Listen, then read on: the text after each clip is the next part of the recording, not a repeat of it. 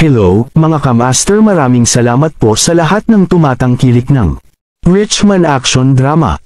Paki-follow and subscribe mga master para sa mga susunod pang mga kabanata. Richman Action Drama. Kabanata 1441 pag-inom ng sinumpa na espiritual na pil. Makalipas ang 3 araw. Hiniling ni Michael kay Vice Dean Evelyn na umalis muna at nangakong babalik siya sa Fairy Academy sa loob ng 1 linggo. Ang dahilan kung bakit gusto niyang manatili dito ng ilang araw ay ang paghihintay kay Hunter Stone. Hulaan niya na tiyak na babalik si Hunter Stone para hanapin siya. Gaya ng inaasahan, sa 3 gabi pagkatapos ibigay ni Michael ang first spiritual pill kay Hunter Stone, muling ipinakita si Hunter Stone. Tuwang-tuwa si Michael nang makita niya si Hunter Stone na may mga tirentas. Mabilis niya itong binati, "Hunter Stone, we meet again. Come in and have a glass of milk wine. I specially prepared it for you." Matapos mahulaan ni Michael na ang Hunter Stone ay maaaring mula sa dinastiyang Qing, espesyal siyang nakakita ng ilang milk wine na nagustuhan ng dinastiyang Qing. Pumasok si Hunter Stone na may seryosong ekspresyon at nagtanong, "Nasaan si Vice Dean Evelyn?" Sabi ni Michael, "I've already asked her to go back early. I guess that you will come back to look for me, so I wanted to wait for you here alone." Lumapit si Hunter Stone at umupo. Halatang payag siyang uminom sa iisang table ni Michael. Nagbuo si Michael ng 1 baso ng milk wine para kay Hunter Stone at nagtanong, "Inagaw ba ni Donovan Cross ang first spiritual pill na ibinigay ko sa iyo?" Tumango si Hunter Stone. "Siyempre hindi." Ngumiti si Michael, "That's good. Parang mas maganda ang ability mo kaysa kay Donovan Cross." Personal na pumunta si Donovan Cross upang agawin ito, ngunit bumalik siya sa pagkatalo. Nangangahulugan ito na ang lakas ni Hunter Stone ay tiyak na hindi mas mahina kaysa sa Donovan Cross. Nagtanong si Hunter Stone, "Noong huli, narinig ko ang tula na binigkas mo. Earth lang ka rin ba mula sa planet 6,696? Isa ka bang inapo ng Qing Dynasty?" Natigilan sandali si Michael at sinabing, natapos na ang Qing Dynasty sa loob ng maraming taon. Galing ako sa Earth, ngunit hindi ako mula sa pamilyang Aizen-Joro." "Sinong emperador ng Qing Dynasty ka?" Naramdaman ni Michael na mukhang emperador si Hunter Stone. Napabuntong hininga si Hunter Stone. "Well, wala na ang Qing Dynasty." Gaya ng inaasahan, walang makakapidyo sa pagbabago ng panahon. Uminom muna si Hunter Stone ng 1 tasa ng alak. Nang makitang hindi niya ibinunyag ang kanyang pagkakakilanlan, hindi na itinuloy ni Michael ang pagtatanong. May ilang baso ng alak sina Michael at Hunter Stone. Pagkatapos, nag-usap sila tungkol sa Earth at pinasara ang distansya sa pagitan nila. Sinabi ni Hunter Stone, "Ako ang unang tao sa Earth na pumunta sa Celestial King Planet. Akala ko ako lang. Dito, wala akong kaibigan at walang suporta. Nagsusumikap akong mag-isa para maging isang immortal at makamit ang pinakadakilang tagumpay. Hindi ko inaasahan na makikilala kita ngayon. Mayroon kang 10th tier talent.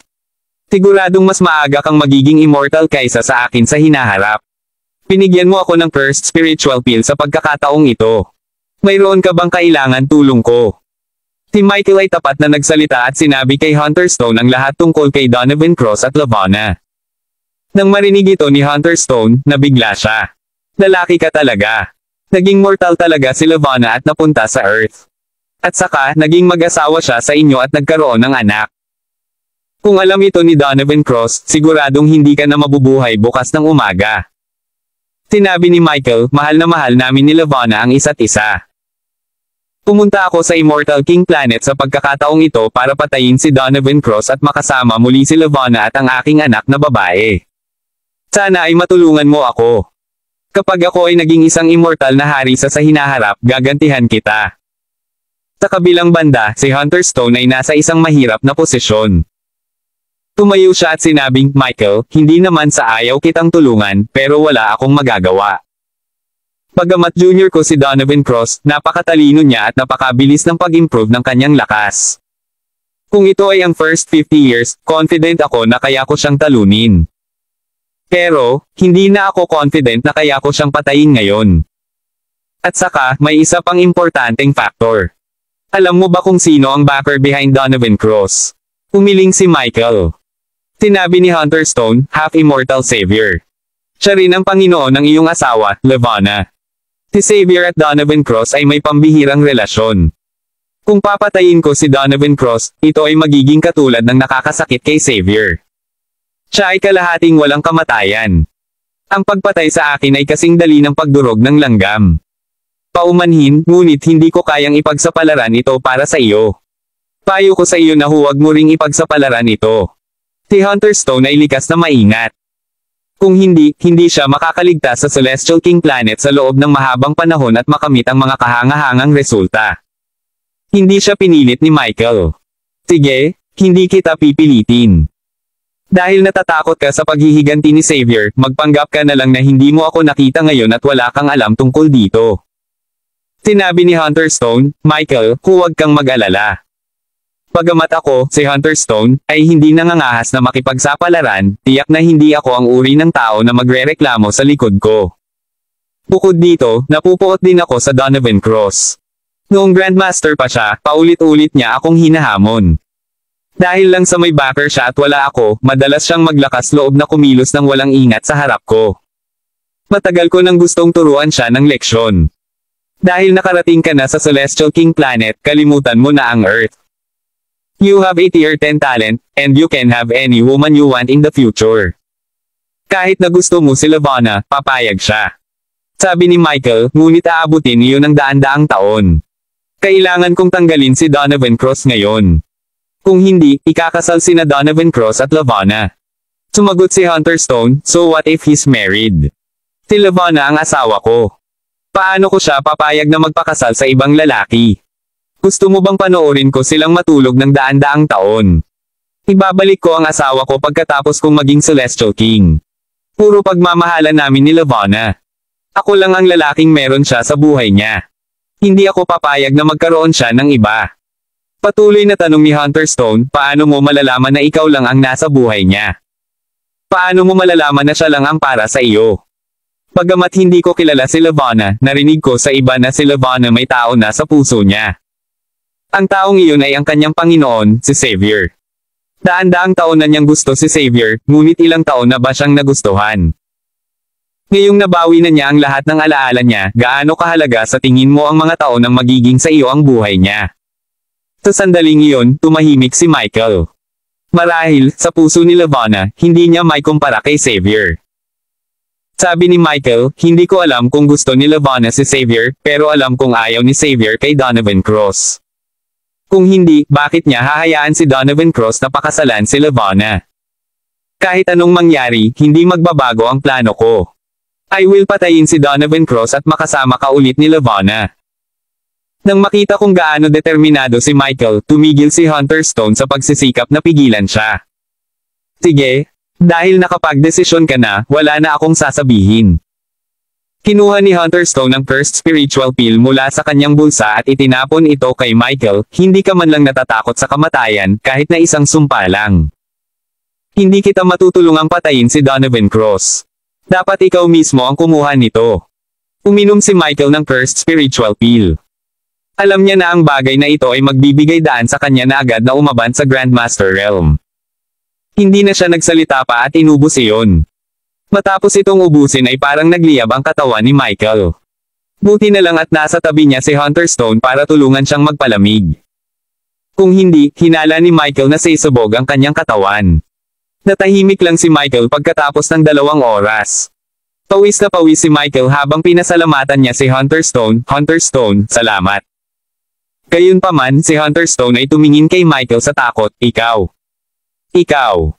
talaga. Kabanata 1442 Advancement to Unrivaled Realm.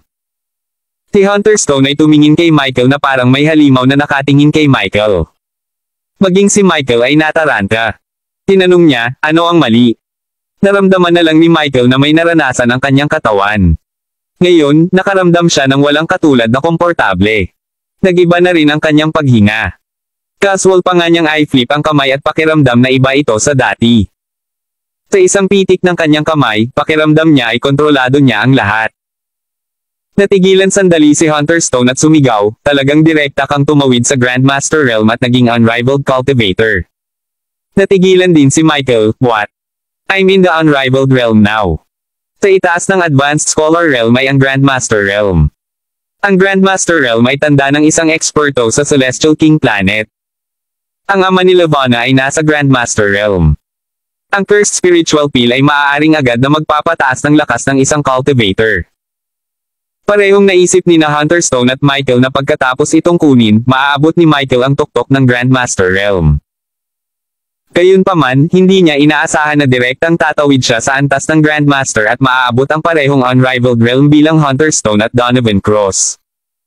Itinuro ni Hunterstone ang mapula-pulang liwanag sa katawan ni Michael. Tingnan mo ang liwanag sa iyong katawan. Ito ang simbolo ng walang kapantay. Oh my God, you're really a genius with 80 or 10 talent. You actually crossed ang walang kapantay na kaharian sa isang iglap. Ang iyong kasalukuyang lakas ay hindi mas mahina kaysa sa akin, ngunit gumamit ka ng ilang daang taon na mas mababa kaysa sa akin. Sa pagsasalita nito, si Hunterstone ay hindi kapani-paniwalang nagseselos kay Michael. Mula nang dumating siya sa Celestial King Planet, araw at gabi na siyang naglilinang.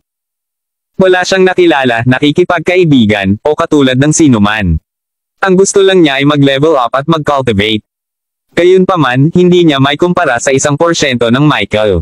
Tuwang-tuwa din si Michael. Ang galing. Wala rin akong kapantay. Sa wakas mahahamon ko na rin si Donovan Cross. Tuwang-tuwa si Michael. Siya na ngayon ay isang walang kapantay tulad ng Donovan Cross. Sa wakas ay makakalaban na niya hanggang kamatayan ang kanyang kaaway at karibal sa pag-ibig. Ngumiti din ang misteryosong lalaki at sinabing, hehe, not bad. Naiinip na ako. I'm looking forward to watching the good show of you and Donovan Cross. Gayunpaman, pinaalalahanan siya ni Hunterstone mula sa gilid. Michael, bagamat nasa unrivaled realm ka rin, sa palagay ko ay hindi mo kayang patayin si Donovan Cross sa maikling panahon. Siyempre, naiintindihan ko na ang iyong determinasyon. Para patayin siya. Kung kailangan mo siyang patayin, bibigyan kita ng 2 mungkahi. Una, bumuo ng isang cultivation technique na pagmamayari mo. Ang mga mas mataas sa antas ng Grandmaster ay may sariling signature attack method. Lahat ay iba. Masyado kang maraming kakayahan na mapagpipilian. Kailangan mong dahan-daang hanapin ang mga ito sa iyong sarili. Kinailangan ko ng 50 taon para lang mahanap at pumili ng isang set ng trump card na pag-aari ko. Ngumiti si Michael. Hunterstone, salamat sa paalala mo. I think alam ko na kung ano ang trump card skill ko. Sa katunayan, ang Michael ay itinuturing na isang magsasaka sa Earth. Nakuha niya ang kakayahan ng Immortal Lake sa Earth at may isang hanay ng mga kakayahan na nagbigay daan sa kanya upang makagawa ng isang bagay mula sa wala. Ang kakayahang ito ay isa ring napakalakas na kakayahan sa kasalukuyang Celestial King Planet. Gayunpaman, nawala ang kakayahang ito ni Michael matapos makarating sa Celestial King Planet. Sinabi ng misteryosong lalaki na magagamit lamang niya ito muli kung maabot niya ang Grandmaster o mas mataas. Ngayon, si Michael ay isang walang kapantay na magsasaka. Sa wakas ay makakalikha siya ng isang bagay mula sa walang katulad na ginawa niya sa Earth. Tila nahulaan ng misteryosong lalaki ang iniisip ni Michael. Nagreklamo siya, "Are you trying to make something out of nothing again?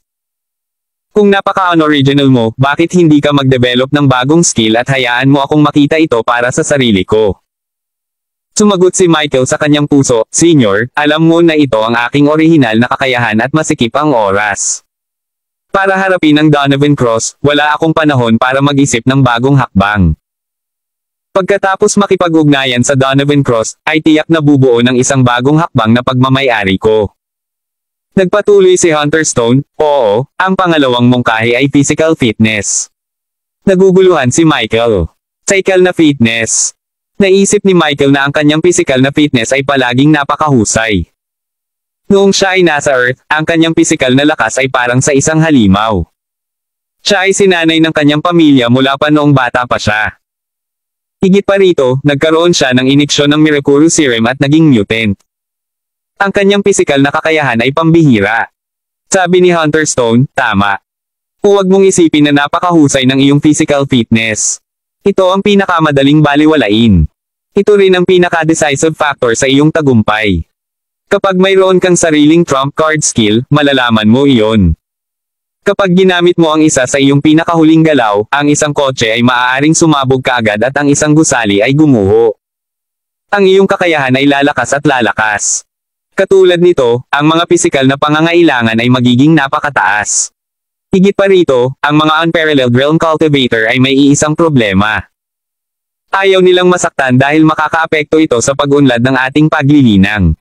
Ang hinihiling ng maluwalhating kaharian ay pagiging perpekto. Ang pagiging perpekto ng iyong katawan at ang pagiging perpekto ng iyong kakayahan. Hindi ka maaaring magmukhang mayroon kang anumang mga kapintasan upang maisulong sa maluwalhating kaharian. Tingnan mo ako at si Donovan Cross. Hindi mabilang na beses na kaming nag-away sa loob ng maraming taon, ngunit hindi pa kami nasaktan ng magkabilang panig. Ginagamit namin ang lahat ng aming lakas upang maiwasan ang panganib. Kapag ang aming pisikal na fitness ay hindi nagpapahintulot sa amin na maging 100% kumpiyansa sa pag-iwas sa panganib, atras tayo at lalaban sa ibang araw. Matapos marinig ang mga salita ni Hunter Stone, bahagyang nabigla si Michael. Hindi niya inaasahan ang isang unrivaled realm cultivator na lalaban ng ganito. Ito ay hindi katulad ng mga taong mababa ang antas. Kapag nagsimula ang labanan, lalaban sila hanggang kamatayan. Sabi ni Michael, "So, you're telling me that if I want to kill Donovan Cross, he won't fight me anymore when his stamina isn't enough to deal with me. Instead, he'll choose to escape." Alam ni Michael ang gagawin. Kung gusto ni Donovan Cross na tumakas, kailangang maghanda si Michael ng maaga. Hindi niya ito hinayaang makatakas. Umiling si Hunter Stone. Hindi, gusto kong sabihin sa iyo na kung ang iyong tibay ay hindi sapat upang ganap na maiwasan ang mga panganib, huwag ituloy ang pakikipaglaban sa Donovan Cross. Tumakbo ka. Ngumiti si Michael. Hindi ako tatakbo. Sinabi ni Hunter Stone, kung hindi ka tatakbo, kailangan mong magkaroon ng mas malakas na pisikal na fitness kaysa sa Donovan Cross. Ang aming pisikal na fitness ay halos pareho. Halika, kumuha ng ilang mga galaw mula sa akin. Susubukan ko ang iyong pisikal na fitness.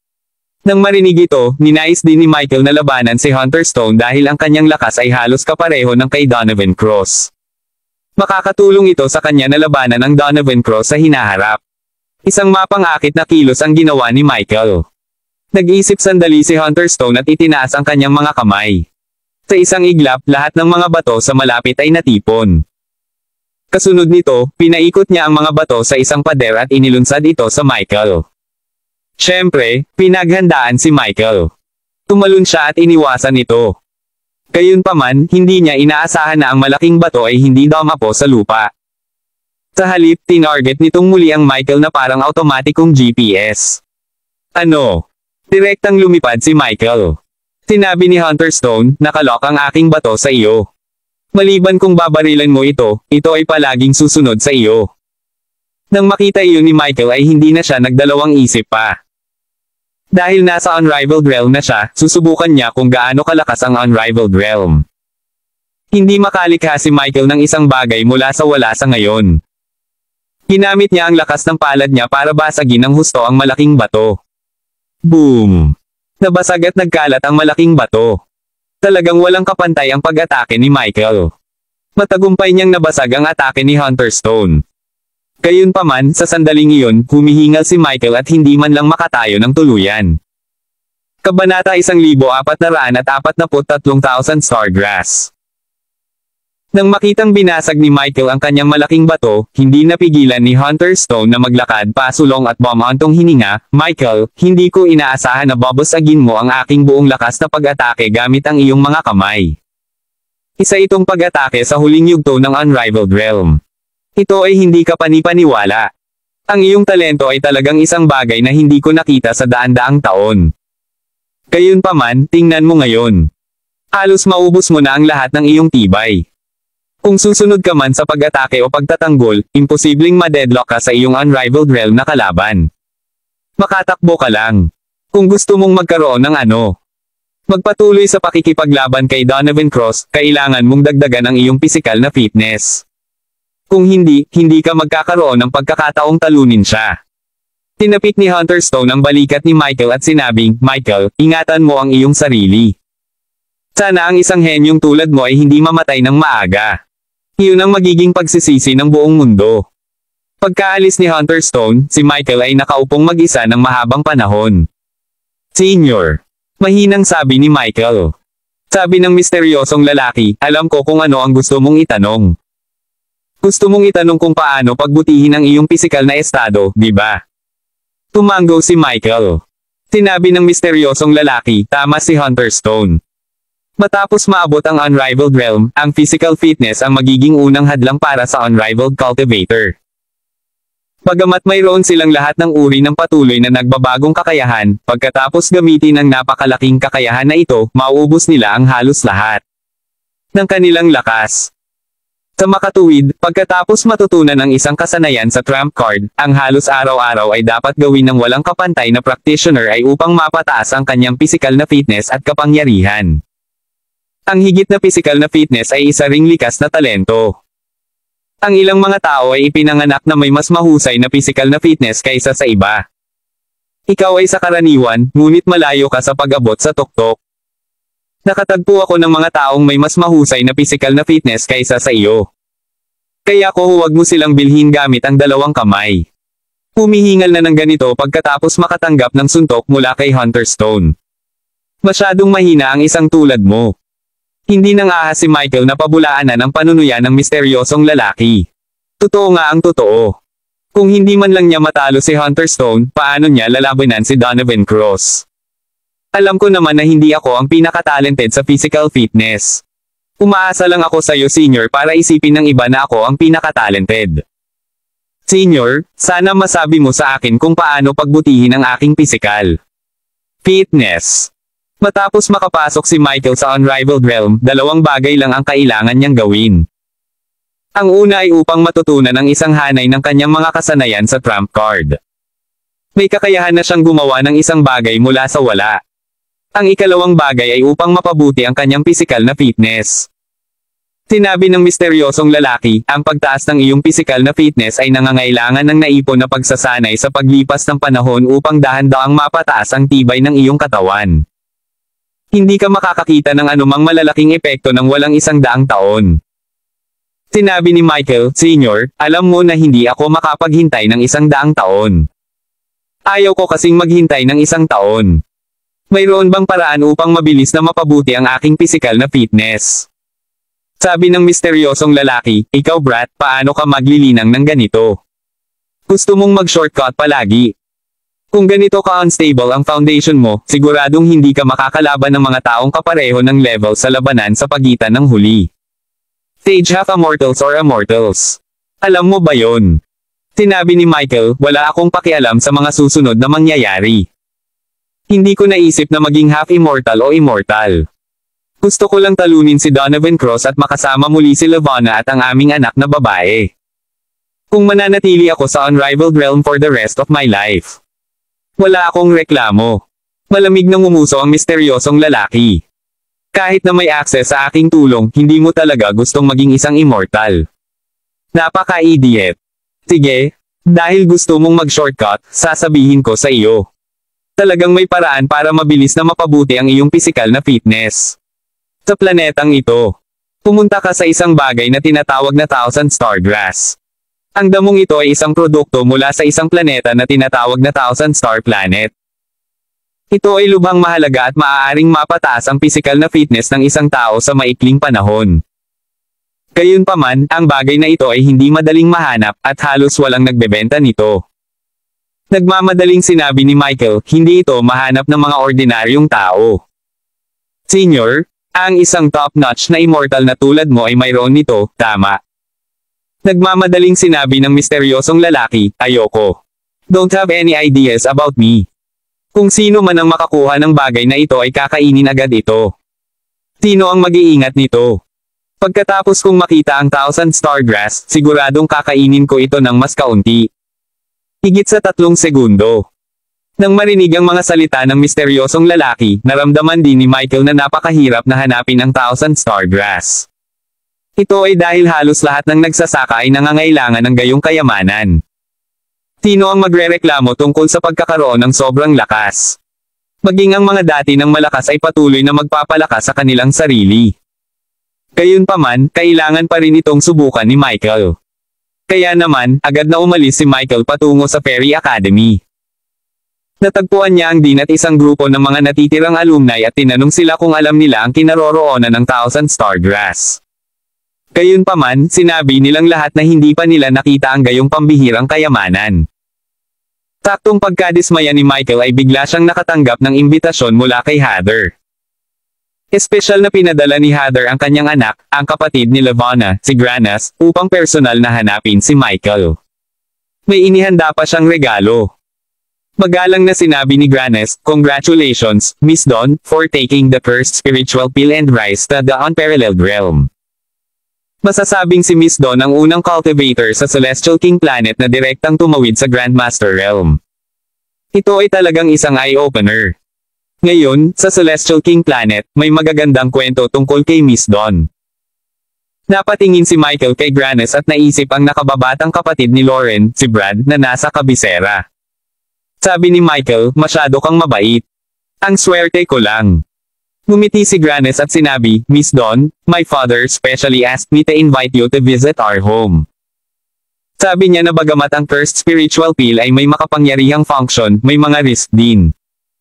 Alam ng tatay ko na kadadating lang ni Miss Dawn at hindi alam ang maraming bagay. Bagamat hindi na may kukumpara ang kaharian ng tatay ko sa inyo, daang taon na niyang nangingibabaw ang Celestial King Planet at may kaalaman. Matutulungan pa rin niya si Miss Dawn.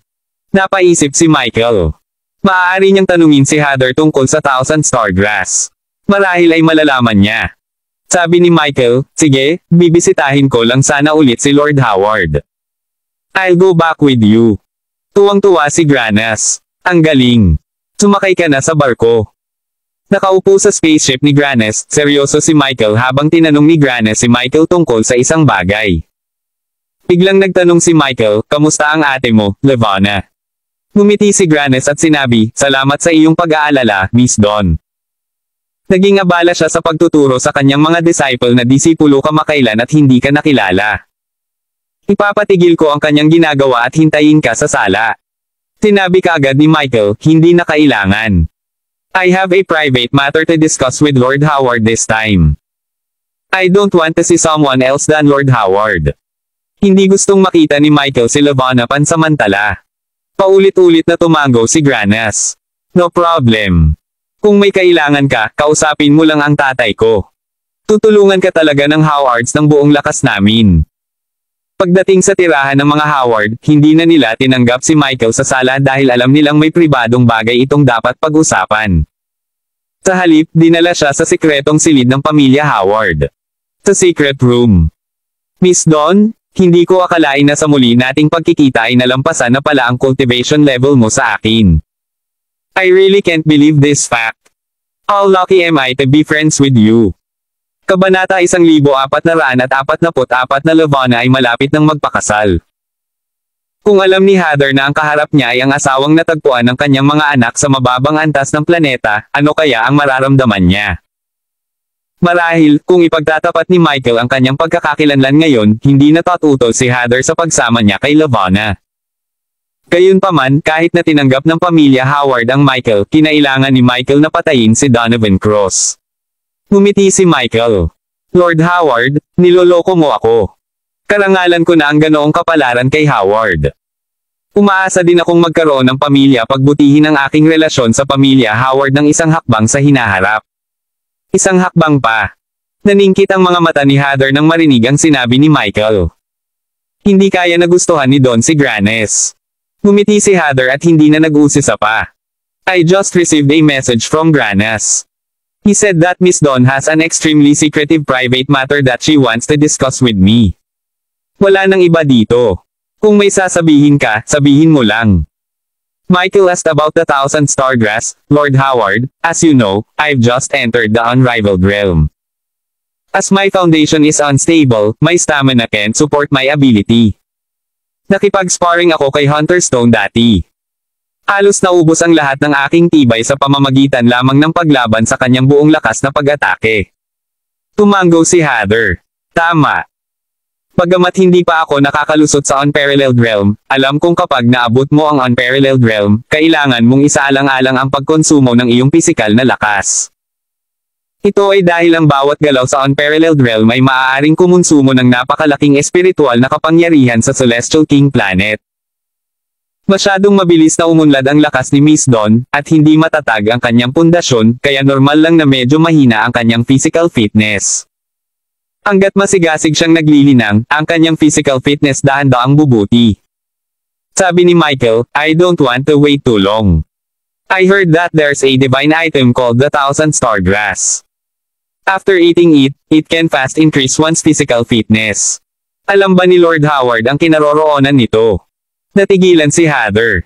Thousand Star Grass. Ito. May gustong sabihin si Heather pero nagdadalawang isip. Halatang naiintindihan niya ang bagay na ito at malamang alam niya kung nasaan iyon.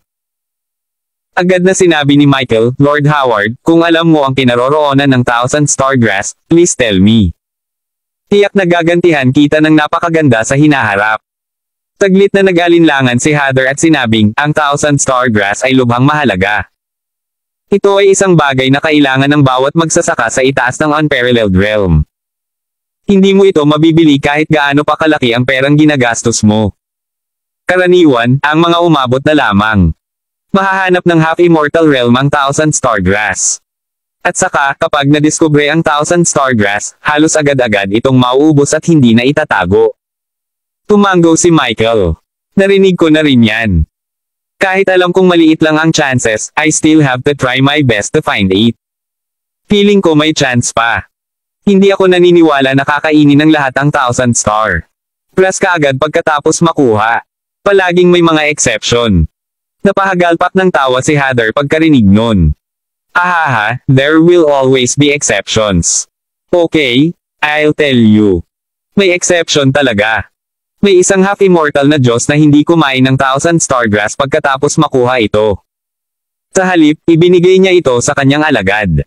Kung tungkol sa alagad niyang iyon, kakaiba rin siya. Talagang hindi niya ito kinain. Sa halip, iningatan niya iyon na parang regalo. Tuwang-tuwa si Michael nang marinig iyon. Talagang may nag-ingat. Nasaan na ang Thousand Star Grass? Ano ang pangalan ng alagad ng kalahating immortal na iyon?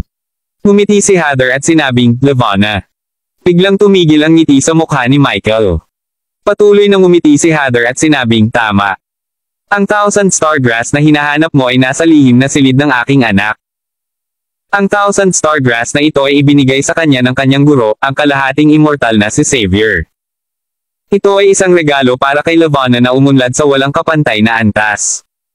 Gayunpaman, ang hanggal na batang babae na si Levana ay iniingatan ito at hindi kinakain. Palagi ko siyang pinapayuhan na kunin ito sa lalong madaling panahon dahil ang bagay na ito ay lubhang mahalaga. Kung iingatan niya ito, natatakot ako na ang iba ay magnanasa at ito ay lubos na magdaragdag sa kanyang kakayahan. Ngunit sinabi niya na sa pagprotekta sa kanya ng kanyang guro, hindi siya matatakot na may mangagaw nito mula sa kanya. Hindi rin siya makikipag-away sa sinuman. Malakas ang kanyang stamina. Sinabi niya na ang Thousand Star Grass ay medyo maganda at mas mabuting itago. Hindi mo ba iniisip na tanga siya? Unti-unting nagdilim ang ekspresyon ni Michael. Bagamat sa wakas ay natagpuan na niya ang kinaroroonan ng Thousand Star Grass, hindi siya natuwa. Ito ay dahil ang Thousand Star Grass ay kasama ni Levana. Paano ito makukuha ni Michael mula sa kanya? Ito ay pangalawa lamang. Ang Thousand Star Grass na ito ay binigay talaga sa kanya ng amo ni Levana.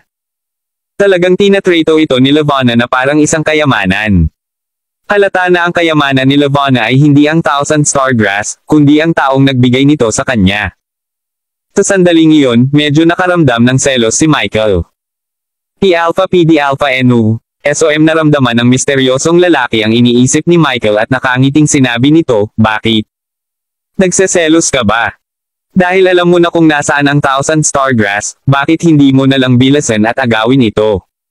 Hehe, although magkakaroon ng ilang mga hadlang sa sikretong silid ni Levana, batay sa pagkakaunawaan ninyong dalawa, hindi ba't madali itong basagin?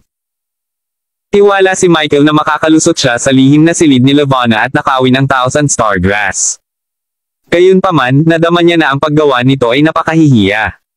Nakita ni Heather ang malungkot na ekspresyon ni Michael at sinabing, Miss Dawn, itong 1,000 star grass ay napakahalaga sa aking anak. Kaya't, pasensya na. Hindi ko akalain na ibibigay niya ito sa iyo o ibebenta sa iyo. Hindi kailanman ibibigay ni Heather ang isang bagay na kasing halaga ng 1,000 star grass kay Michael. Mas gugustuhin niyang kainin ito ni Lavonna. Tumango si Michael. Alright. Since that thing is so important to Miss Lavonna, I will not force her. I'll look for it elsewhere. Matapos iwan ng pamilya Howard, bumalik si Michael sa Fairy Academy at nanatiling tulala sa kanyang silid sa tuktok ng bundok. Hindi niya alam kung ano ang gagawin. Naging masigla ang misteryosong lalaki na noon pa man ay ayaw makipag-usap kay Michael. Patuloy siyang nagsasalita, Hoy, Michael, bakit hindi mo nakawin ang 1,000 star grass? Hindi mo kailangang mag-alala na matuklasan ka. May paraan ako para makalusot sa sikretong silid ni Lavonna. Ginagarantiya ko na walang makakaalam nito. Magnakaw ka na dali. Kung ninakaw mo ang 1,000 star grass, makakalaban mo si Donovan Cross pagkatapos mong kainin. Galit din si Michael. Galit na sabi niya, alam mo na binigay ito sa kanya ni Xavier. She treasured it like a love token. How do you expect me to steal it? If I steal it, then what am I? Masayang tumawa ang misteryosong lalaki. Hindi ba maganda? Nagnakaw ka ng love token sa taong crush ng asawa mo, tapos gumamit ka ng regalo ng ibang lalaki sa asawa mo para talunin ang isa pang love rival na gustong pakasalan ang asawa mo. Then, you get back together with your misis at mga anak. Siguradong matutuwa ang asawa mo, haha. Naikuyong ni Michael ang kanyang mga kamao. Alam niyang kinukutya siya ng misteryosong lalaki, ngunit wala siyang magawa. Hindi niya gusto ang bagay na ibinigay ni Xavier sa kanya, ngunit kung hindi niya ito kinuha, paano niya pipigilan si Donovan Cross na pakasalan si Lavonna? Kaya lang, mahigit isang buwan ang lumipas. Si Michael, na naglilibang sa Fairy Academy, ay biglang inimbitahan muli ng personal ni Granas. Nang makita niya ang nagniningning na si Granas, tinanong ni Michael, Granas, bakit nandito ka na naman? May balita na ba si Lord Howard tungkol sa 1,000 star grass? Ang isang imbitasyon at iniabot kay Michael. Miss Dawn, I'm here to give you an invitation. I'm inviting you to my sister's wedding banquet. Aha! Kabanata 1445 Secret Room. Natigilan si Michael nang marinig iyon. Ibig mong sabihin, ikakasal na si Lavonna. Noong nasa Earth siya, alam niya na bumalik si Lavonna sa Celestial King Planet para pakasalan si Donovan Cross. Matapos makarating sa Celestial King Planet, araw at gabing nilinang ni Michael upang magkaroon siya ng lakas ng loob kay Lavonna bago ito ikasal. Alam niyang darating din ang araw na ito maya-maya. Gayunpaman, nabigla pa rin si Michael nang marinig niya ang balita. Si Granas ay may magandang relasyon kay Donovan Cross, kaya pumayag siya sa kasal na ito. Nakangiting sinabi niya, tama. Ang kasal ni Lavonna at Donovan ay talagang matagal nang napagdesisyonan. Naantala ito hanggang ngayon. Miss Dawn, ito ay isang masayang okasyon para sa aming pamilya Howard. Bilang kaibigan ng mga Howard family, dapat dumating ka sa araw-araw ng kasal. Alam kong inagaw mo ang first spiritual pill ni Donovan. Nasabi ko na kay Donovan ang tungkol dito. Hindi mo kailangang mag-alala masyado. Pagdating ng panahon, sabay tayong uminom. Tutulungan kitang ibaon ng palakol. Ayos lang, hehe. Ayaw ilibing ni Michael ang Polaka kasama si Donovan Cross. Nais niyang mapatay ang lalaki. Michael tried his best to control his emotions and asked, kailan ang wedding ceremony? Sinabi ni Granas, ito ay sa isang buwan, sa unang araw ng darating na buwan. Isang buwan na lang ang natitira. Kung i-convert, ito ay magiging bahagi ng buwan lamang. Sa kabilang banda, ang pagkakaiba sa pagitan ng Michael at Donovan Cross ay tulad ng pagkakaiba sa pagitan ng langit at lupa. Paano maaagaw ni Michael si Lavonna mula sa Donovan Cross? Nakangiting sabi ni Granas, hindi ko naiistorbahin ang pagtatanim mo. Sa araw ng seremonya ng kasal, pupuntahan kita at sasanduan ka ng personal. Hehe, paalam. Pagkaalis ni Granas, tulala si Michael. Magkakaroon ba ng isa pang eksena sa panahon ng kasal? Noong si Michael ay nasa Earth, siya ay tumutol sa maraming kasal at ginulo ang maraming kasal. Ang kasal ni Ivy, ang kasal ni Victoria at ang kasal ni Lauren. Gayunpaman, sa Earth, mayroon siyang makapangyarihang Hudson S na maaasahan. Kahit anong gawin niya, hindi siya natatakot. Gayunpaman, sa Celestial King Planet, mayroon lamang si Michael sa kanyang sarili. Sa araw ng kasal, siguradong maraming kaibigan ang Donovan Cross na dadalo. Sa oras na iyon, maaaring maraming eksperto ang mas makapangyarihan kaysa kay Donovan Cross. Napagdesisyonan kong huwag nang lumipat sa venue ng kasal. Hindi ko kaya talunin mo pa si Donovan Cross. Kasama ang grupo ng mga eksperto niyang kaibigan, mas maliit pa ang tsansa kong manalo. Tinuri ni Michael ang kasalukuyang sitwasyon. Kailangan niyang harapin si Donovan Cross bago ang seremonya ng kasal. Sa kasalukuyan, nilinang ni Michael ang kakayahang lumikha muli ng isang bagay mula sa wala. Gayunpaman, ang kanyang pisikal na fitness ay isang malaking problema pa rin. Kaya lang, lumipas ang hindi kilalang tagal. Gabi na, 3 pang tao ang biglang dumating na tahimik. Michael, nasa loob ka ba? Nang marinig ni Michael ang boses, lumabas siya ng courtyard at nakakita ng 3 napakapamilyar na figure. Sila ay Moon Maiden, Mike Baylor, at Victoria. Nang muli niyang makilala si Victoria, iba ang tingin niya kay Michael sa naunang 2 beses. Sa nakaraang 2 beses, hindi alam ni Victoria na ang don na nasa harapan niya ay si Michael. Ngayon, alam na niya ang totoo. Dumating ka talaga. Hindi makapaniwalang tumingin si Victoria kay Michael. Naglakad na rin si Michael papunta kay Victoria. Victoria, I'm sorry for not revealing my identity kanina. Alam mo naman na nahihirapan ako. Umiling si Victoria at mapait na ngumiti. Mahal mo talaga si Lavana. Hindi ako nagseselos. Sa ngayon, mas lalo kong nararamdaman na kayong dalawa ay match made in heaven, at tayo ay dumadaan lang. Sana talaga magkabalikan kayong dalawa. Together. Sincere ako sa wish ko. Masasabi ni Michael na tuluyan ng binitawan ni Victoria si Michael. Ayaw niyang magkaroon ng kahit na anong nararamdaman ngayon para sa kahit na sino. Gusto lang niyang gumawa ng pangalan para sa kanyang sarili sa Celestial King Planet. Sa sandaling iyon, hindi napigilan ni Mike Baylor na sabihin, Michael, ikakasal na ang ating Panginoon. Tigilan mo na siya dali. Basta ibunyag mo ang iyong pagkakakilanlan, baka tanggihan niya ang pagpapakasal kay Donovan Cross. Sinabi ng Moon Maiden, pumayag lang si Master na pakasalan si Donovan Cross para matupad ang dati niyang pangako. Noong una, gustong dalhin tayo ni Master sa Donovan's clan, pero tumanggi si Donovan Cross na tanggapin kami. Hiniling pa niya kay Master na paalisin kami bago pa niya magawa. Pakasalan mo siya. Malinaw na minamaliit tayo ng bastard na ito dahil taga-Earth tayo. Naapektuhan din pala ng kasal ni Lavana at Donovan Cross ang Moon Maiden, Mike Baylor, at Victoria. Nais nilang magpatuloy sa paglilinang sa ilalim ng Lavana.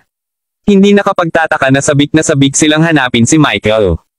Sinabi ni Mike Baylor, Michael, nabalitaan ko na kumain ka ng cursed spiritual pill. Nakikita kong mabuti ka at hindi maldita.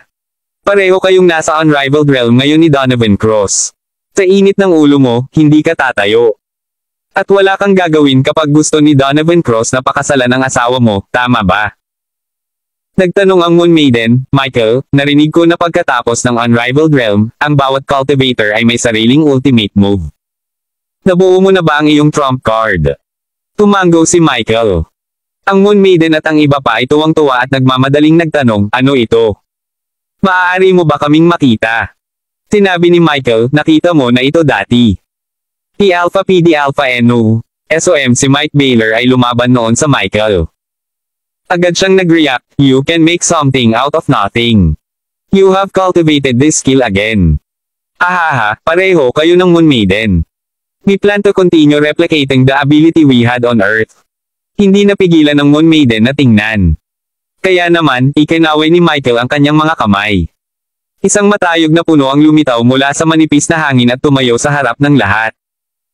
Hinawakan ni Mike Baylor ang isang dahon at napabulalas, hindi ka panipaniwala, Michael. Ang iyong kakayahang lumikha ng isang bagay mula sa wala ay mas malakas kaysa noong ikaw ay nasa Earth. Ito ay masyadong makatotohanan. Tuwang-tuwa rin ang Moon Maiden.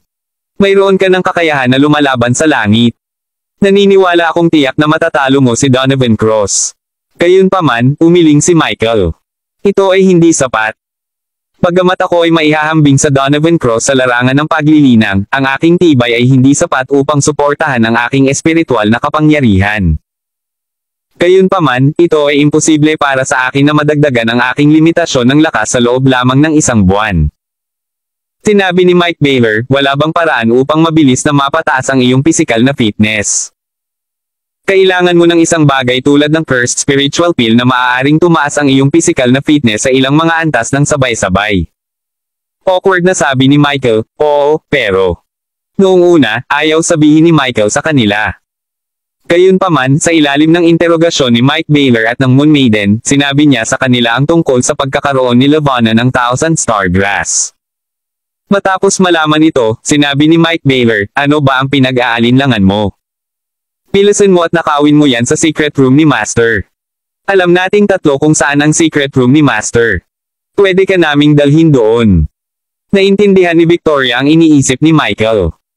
Michael, ayaw mong kunin ang Thousand Star Grass dahil binigay ito ng amo ni Levana, di ba? I think you don't have to think that way. I think that Xavier is not a good person. He has a good relasyon kay Donovan Cross. Ang kasal ni Levana at Donovan Cross ay inayos ni Xavier, at ibinigay niya ang babaeng nagkagusto sa kanya. Bakit may pakialam ka sa ganyang lalaki? Walang oras na mawawala. Ngayong tulog na si Levana, dadalhin kita sa kanyang secret chamber para makuha ang Thousand Star Grass. Kabanata 1446 na patunay ng pag-ibig. Noong una, ayaw ni Michael na nakawin ang Thousand Star Grass ni Levana. Gayunpaman, sa udyok ni Victoria at ng iba pa, pumunta pa rin siya sa lihim na silid ni Levana. Sagot ni Victoria.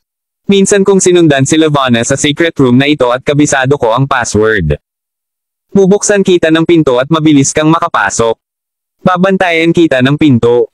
Hindi talaga ordinaryong tao si Victoria. Sa sandaling ito sa Howards, bagaman siya ay isang apprentice, malamang na alam niya ang lahat ng mga lihim ng Howards tulad ng likod ng kanyang kamay. Walang pag-aaksaya ng oras, binuksan niya ang lihim na silid para kay Michael ng madali.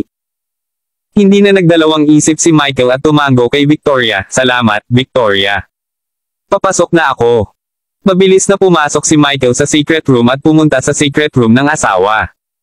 Kinabahan ng husto si Michael. Pakiramdam niya ay medyo walang kahihiyan ang ugali na ito, at ayaw niyang matuklasan siya ni Levana.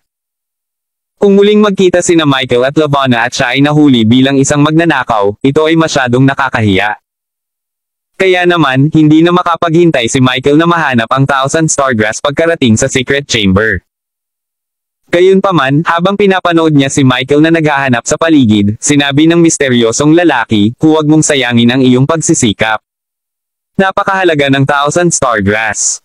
Hindi ito may lalagay sa ganoong kaliwanagan sa lugar. Pilasin mo at tingnan kung mayroon kang mga lihim na pinto o mga nakatagong safe sa sikretong silid na ito. Ang Thousand Star Grass ay dapat nasa mas ligtas sa lugar. Matapos makinig sa misteryosong lalaki, nagsimulang magtanong si Michael tungkol sa istruktura ng lihim na silid. Pagkatingin niya sa paligid, napagtanto niyang may bintana sa secret chamber.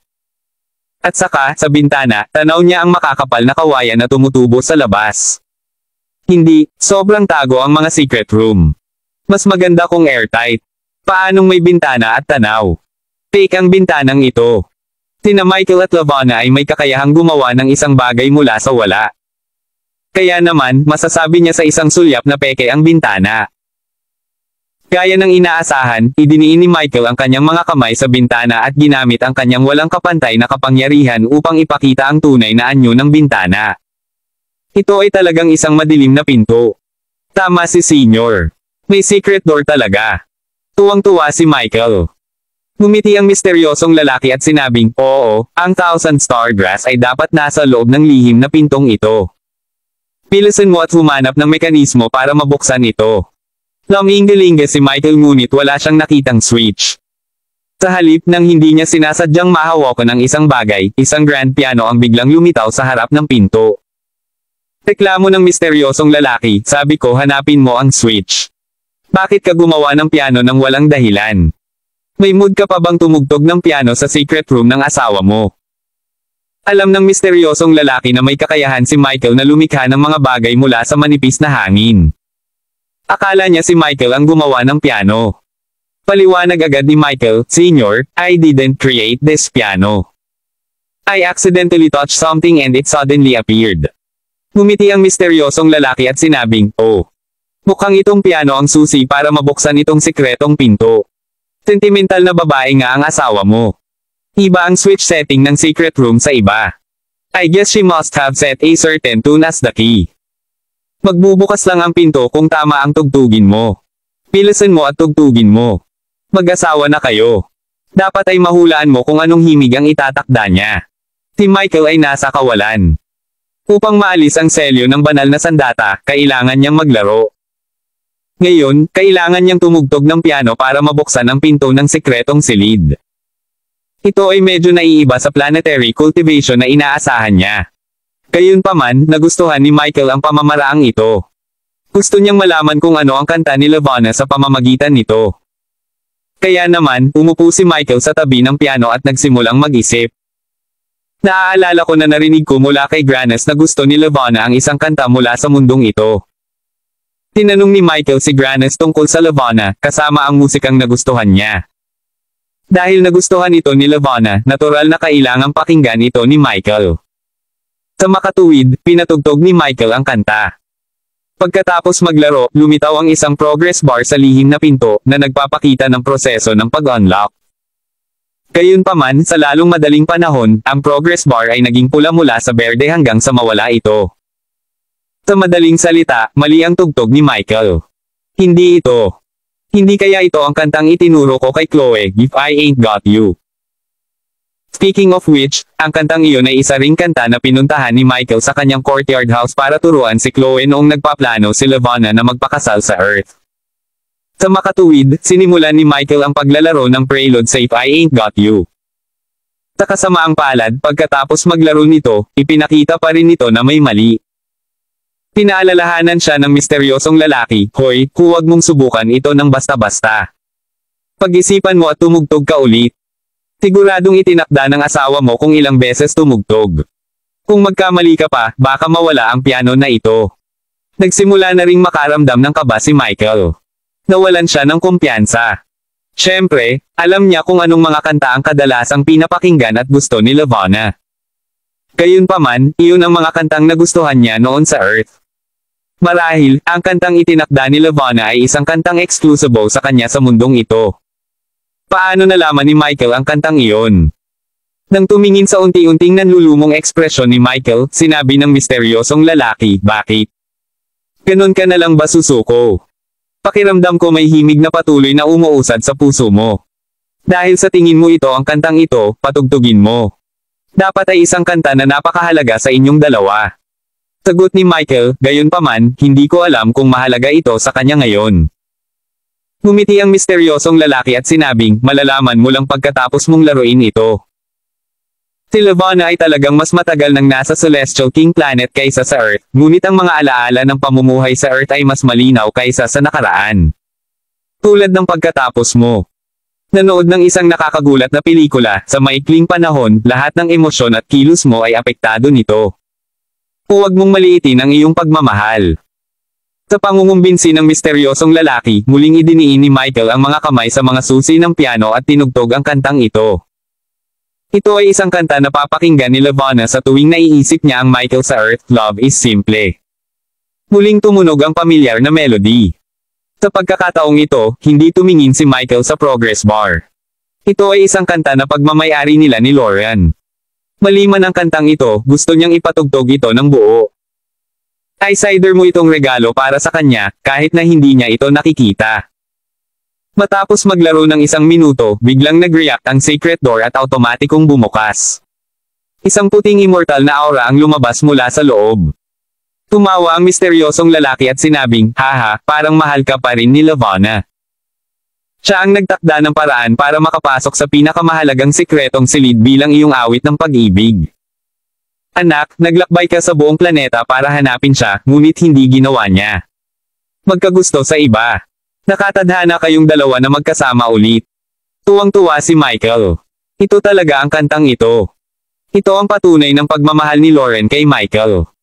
Sa hindi inaasahan, kahit bilang si Lavana, ginagamit pa rin niya ang kantang ito. Sabi ng misteryosong lalaki, huwag kang tatayo lang dyan. Bilisan mo at pumasok ka para kunin ang Thousand Star Grass. Pagkatapos mong kainin ang Thousand Star Grass, magiging qualified ka na para labanan ang Donovan Cross. Kabanata 1447 Lavana, nandito si Michael.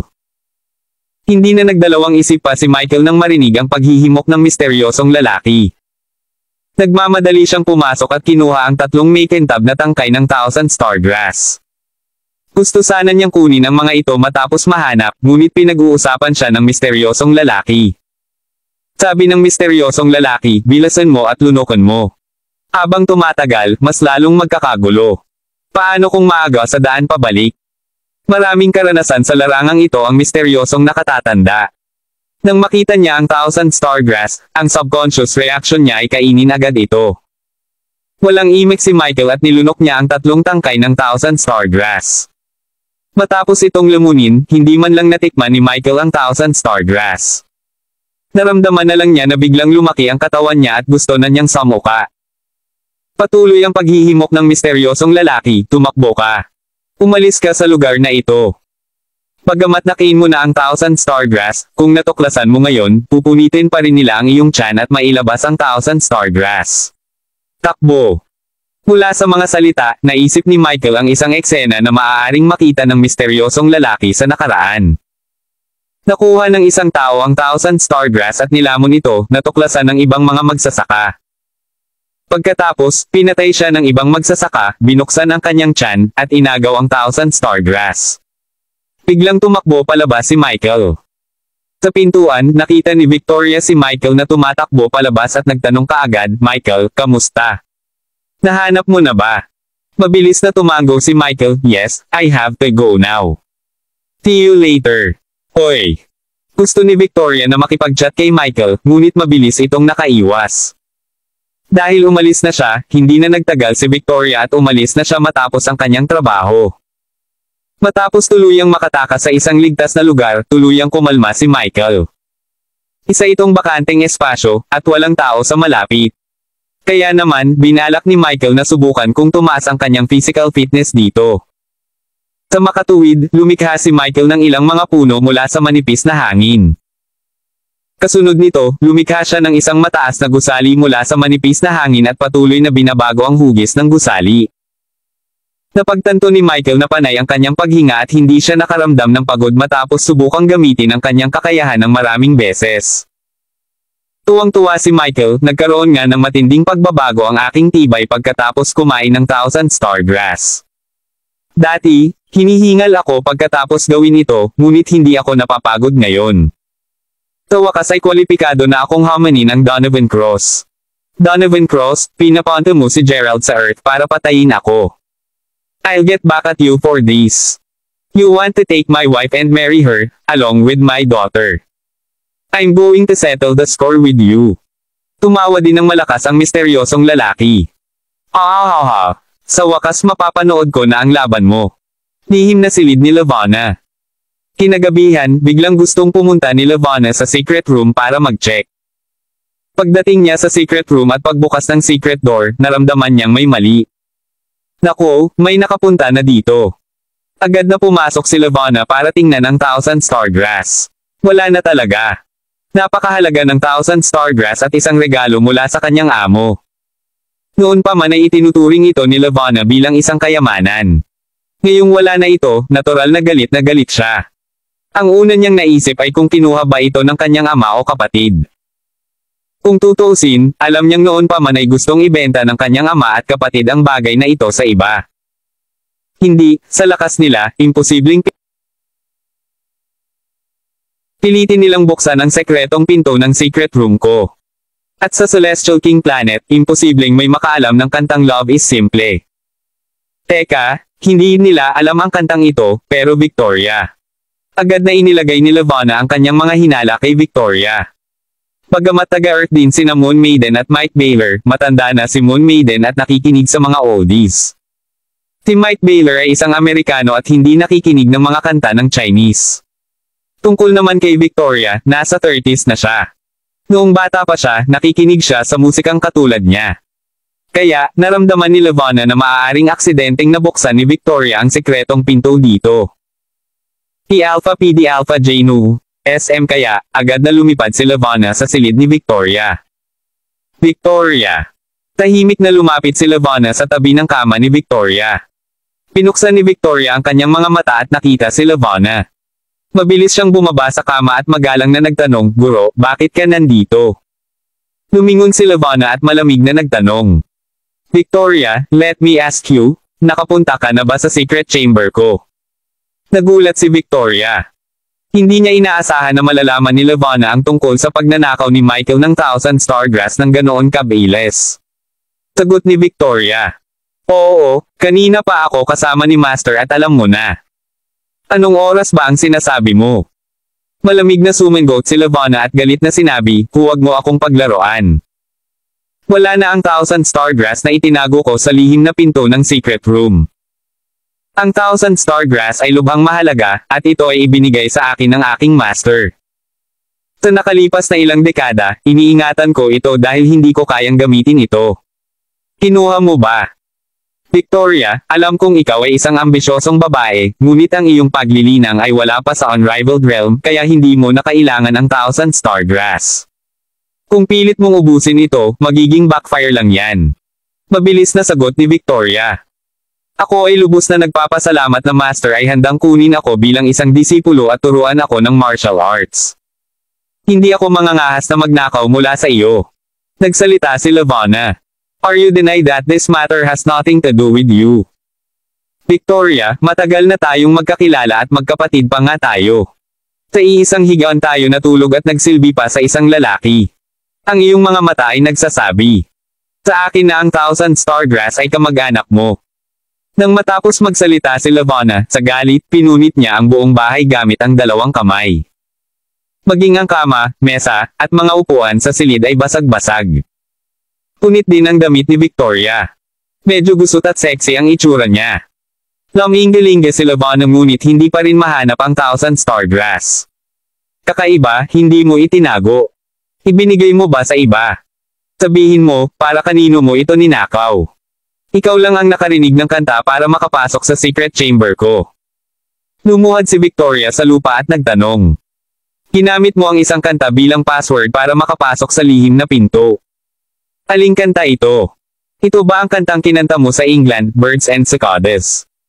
Huminto sandali si Levana at tumingin kay Victoria. "Talagang hindi ikaw. Kakaiba, kung hindi ikaw, sino kaya? Sinong manghuhula nitong kantang ito? Baka Moon Maiden." Sabi ni Victoria, "Master, since this person can break your password, it proves that he and you share the same heart. Maybe it was done by someone who loves you. Why not let him use it?" Masasabi ni Levana na malinaw na alam ni Victoria kung sino ang taong iyon. "Victoria, you better tell me the person's name tonight. Otherwise, don't blame me for not remembering our relationship as sisters and master and disciple. The Thousand Stargrass is not an ordinary item. I can't just let it disappear like ito." Lumuhad si Victoria sa lupa at malamig na sinabi, "Bakit ko ba kailangang sabihin ang pangalang iyon sa sarili ko? Lauren, tanungin mo ang sarili mo. Kung may makakaintindi sa nararamdaman mo at nakakaalam kung anong kanta ang pinakagusto mo, sino ang una mong iisipin?" Naglakas loob talaga si Victoria na tawagin ang orihinal na pangalan ni Levana. Nang marinig lamang ni Victoria na tinawag siyang Lauren, sa wakas ay naunawaan na ni Levana. Dati, ganoon lang ang tawag niya sa sarili niya kapag pareho silang asawa ni Michael. Natigilan at natakot si Levana. Dumating si Michael sa Celestial King Planet. Kabanata 1448 ang planong patayin siya. Noon lang napagtanto ni Levana kung sino ang maaaring pumasok sa kanyang sekretong silid at hulaan ang piyesa ng piano na, Love is Simple. Kung hindi dahil wala si Michael sa Celestial King Planet, inisip muna siya ni Levana. Sobrang na-touch si Levana. Naaalala pa rin niya ang bawat maliit na bagay na nangyari sa pagitan nila ni Michael sa Earth. Kahit bumalik sa Celestial King Planet, madalas niyang naiisip si Michael. Paanong hindi maging emosyonal si Levana nang malaman niyang pumunta si Michael sa Celestial King Planet para hanapin siya? Gayunpaman, sa parehong oras, siya ay nag-aalala. Alam niya ang gustong gawin ni Michael. Gusto niyang wakasan ang kasal at harapin si Donovan Cross. Gayunpaman, sa lakas ni Michael, imposible. Agad na tanong ni Levana, nasaan si Michael ngayon? Huwag mo siyang hayaang gumawa ng kalokohan. Siguradong hindi siya ang kakampi ni Donovan Cross. Gayunpaman, sinabi ni Victoria, masyado mong minamaliit ang kakayahan ni Michael. Sa Earth, kailan niya tayo nabigo? Kailan niya tayo binaigo? Sa katunayan, nasa unrivaled realm na siya ngayon, tulad ng Donovan Cross. Hindi makapaniwala si Levana, walang kapantay. Paano? Paano ito posible? Sigurado si Levana na kahit dumating si Michael sa Celestial King Planet, sinundan niya sila ni Victoria. Sa napakaikling yugto ng panahon, paano kaya mabilis na linangin ng isang tao mula sa simula? Sa oras na ito, inihayag ni Victoria ang sagot. Ang pangalan niya ngayon ay Don. Ang 10th year genius ng Fairy Academy ay siya. Bumuka ang bibig ni Levana. Palagi niyang naririnig ang pangalan ni Don, at gusto ng kanyang ama na makita sila. Gayunpaman, si Levana ay palaging mapagmataas at ayaw makipagkilala sa isang taong mas mahuhusay kaysa sa kanya. Hindi niya inaasahan na ang taong ito ay ang kanyang asawa. Habang nagulat si Levana, umiling pa rin siya, hindi masyadong mabilis ang pag-unlad ni Michael. Hindi matatag ang kanyang pundasyon. Daan-daang taon nang naglilinang ang Donovan Cross. Kahit na nasa unrivaled realm din si Michael, tiyak na hindi siya si Donovan. Ang laban ni Cross. Kailangan ko siyang pigilan. Hindi alam ni Levana kung nasaan si Michael, ngunit alam niyang tiyak na makakahanap ng pagkakataon si Michael para hanapin si Donovan Cross. Kaya naman, dumiretso si Levana sa tirahan ni Donovan Cross. Nagulat si Donovan Cross nang makita si Levana. My beautiful fiancé, may oras pa bago ang kasal natin. Bakit ang aga mo dumating? Tumingin sa ibang lugar si Levana. Ako. Dumating lang para tingnan. Pumunta si Donovan Cross at yamakap sa baywang ni Levana. Ngumiti siya at sinabing, haha, welcome, welcome. This will also be your home in the future. You can visit as you please. Gusto mo bang ihatid kita sa bridal chamber natin? Tinulak ni Levana si Donovan Cross palayo. Hindi siya pupunta rito kung hindi para hintayin si Michael. I will stay here for a few days. Don't even think about touch me before we get married. With that, she flicked her sleeves at umalis. Medyo nalito si Donovan Cross. Anong ibig sabihin ni Levana? Kung galit siya sa akin, bakit siya sumama sa akin? To play hard to get. Little girl, after the wedding, you will be my legitimate wife. That time, if you want to play any tricks, I won't let it go. Hindi ako makikipagtalo sa'yo pansamantala. Pakibisita. Nanatili si Levana sa tirahan ni Donovan Cross sa loob ng 3 araw. Naisip niya na darating si Michael upang patayin si Donovan Cross sa 3 araw na ito. Gayunpaman, walang balita. Sa katotohanan, nag-iisa si Michael sa isang maliit na isla sa ilalim ng jurisdiction ng Fairy Academy. Sa sandaling ito, siya ay nagmumuni-muni sa isang bato sa dalampasigan habang nakapikit ang kanyang mga mata, hinahayaan ang simoy ng dagat na umihip sa kanyang mukha. Matapos ang 3 araw na katahimikan, hindi na makaupo ang misteryosong lalaki. Tanong niya, akala ko ay sabik kang makipagkompetensya kay Donovan Cross pagkatapos kumain ng 1,000 Stargrass. Hindi ko akalain na tahimik kang magtatanim dito sa loob ng 3 araw. Manam, mukhang mas kalmado ka na ngayong magsisimula na ang mapagpasyang labanan. Alam mo na kung dumiretso ka sa Donovan Cross, baka hindi mo siya matalo. Dapat nag-iisip ka ng countermeasure, di ba? Tell me what ang iyong plano ay. Marahil ay maaari kong bigyan ka ng ilang mga payo. Tahimik lang si Michael nitong nakalipas na 3 araw dahilan para magsalita ang misteryosong lalaki dahil alam niyang hanggat humingi siya ng tulong ay tiyak na tatanggihan siya ng misteryosong lalaki. Gayunpaman, ang misteryosong lalaki ay napaka-curious sa kanya. Matagal na niyang inaabangan ang laban nila ni Donovan Cross. Kaya naman, bet ni Michael na siya ang magkukusa para itanong sa kanya ang tanong na ito. Sa sandaling iyon, dahan-daang iminulat ni Michael ang kanyang mga mata. This time, I won't snatch her back at the wedding. Masyadong maraming tao sa wedding venue. Hindi ko man lang maalagaan ang sarili ko sa pakikitungo kay Donovan Cross. Kung may iba pang mga eksperto sa paligid, mayroon akong kahit na mas maliit ang tsansa na manalo. Kaya't plano kong magkaroon ng selebrasyon sa Fairy Academy at imbitahan siya. Sabi ng misteryosong lalaki, oo, ito ay isang matalinong desisyon. At least ito ay mas ligtas sa sarili mong teritoryo. Gayunpaman, kahit na lumaban ka sa Fairy Academy, walang iba kundi ikaw ang maglalakas loob na tumayo at tumulong sa iyo. Kapag ang oras pagdating, kailangan mo pa rin maglaban ng one-on-one ni Donovan Cross. May chance ka bang manalo kung lalaban mo siya ng one-on-one ngayon? Umiling si Michael. Hindi, kaya nag-isip ako ng ibang paraan. Naging mausisa ang misteryosong lalaki. Oh, sabihin mo sa akin. Sinabi ni Michael, noong ako ay nasa Earth, bumuo ako ng isang independenteng espasyo para sa mga tao na lumaban. Hilahin ko si Donovan Cross sa espasyo upang lumaban. Gayunpaman, kahit na lumaban ako sa independenteng espasyo na maingat kong idinisenyo, natatakot ako na hindi ako ang kaparehan niya. Tumawa ng malakas ang misteryosong lalaki. Michael, sa wakas ay hindi ka bulag na kumpiyansa. Tama ka. Kahit na magplano ka ng ilang mga bitag sa iyong independenteng espasyo, posibleng matrap siya saglit, ngunit imposibleng makakuha ng mapagpasyang tagumpay.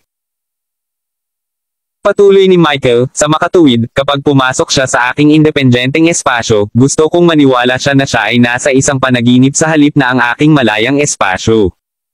Nagulat ang misteryosong lalaki. What? You mean to make him fall into a dream the moment na hilahin mo siya sa isang independent space at talunin siya sa panaginip? Tumanggo si Michael. Tama. May pagkakataon lang akong patayin siya sa panaginip. Sa panaginip, I can become 100 times stronger than him as long as this dream is real enough at hindi niya napapansin. Tuwang-tuwa ang misteryosong lalaki. I didn't choose the wrong person. Your idea is really amazing. However, creating his dream world out of nothing is something that can only be done by half-immortals or even immortals. Sigurado ka bang magagawa mo ito? Napabuntong hininga si Michael at umiling. I can't do it. Tsaka wala na akong masyadong oras. Malapit na ang kasal ni na Donovan Cross at Lavana. Sigh, wild imagination ko lang ito.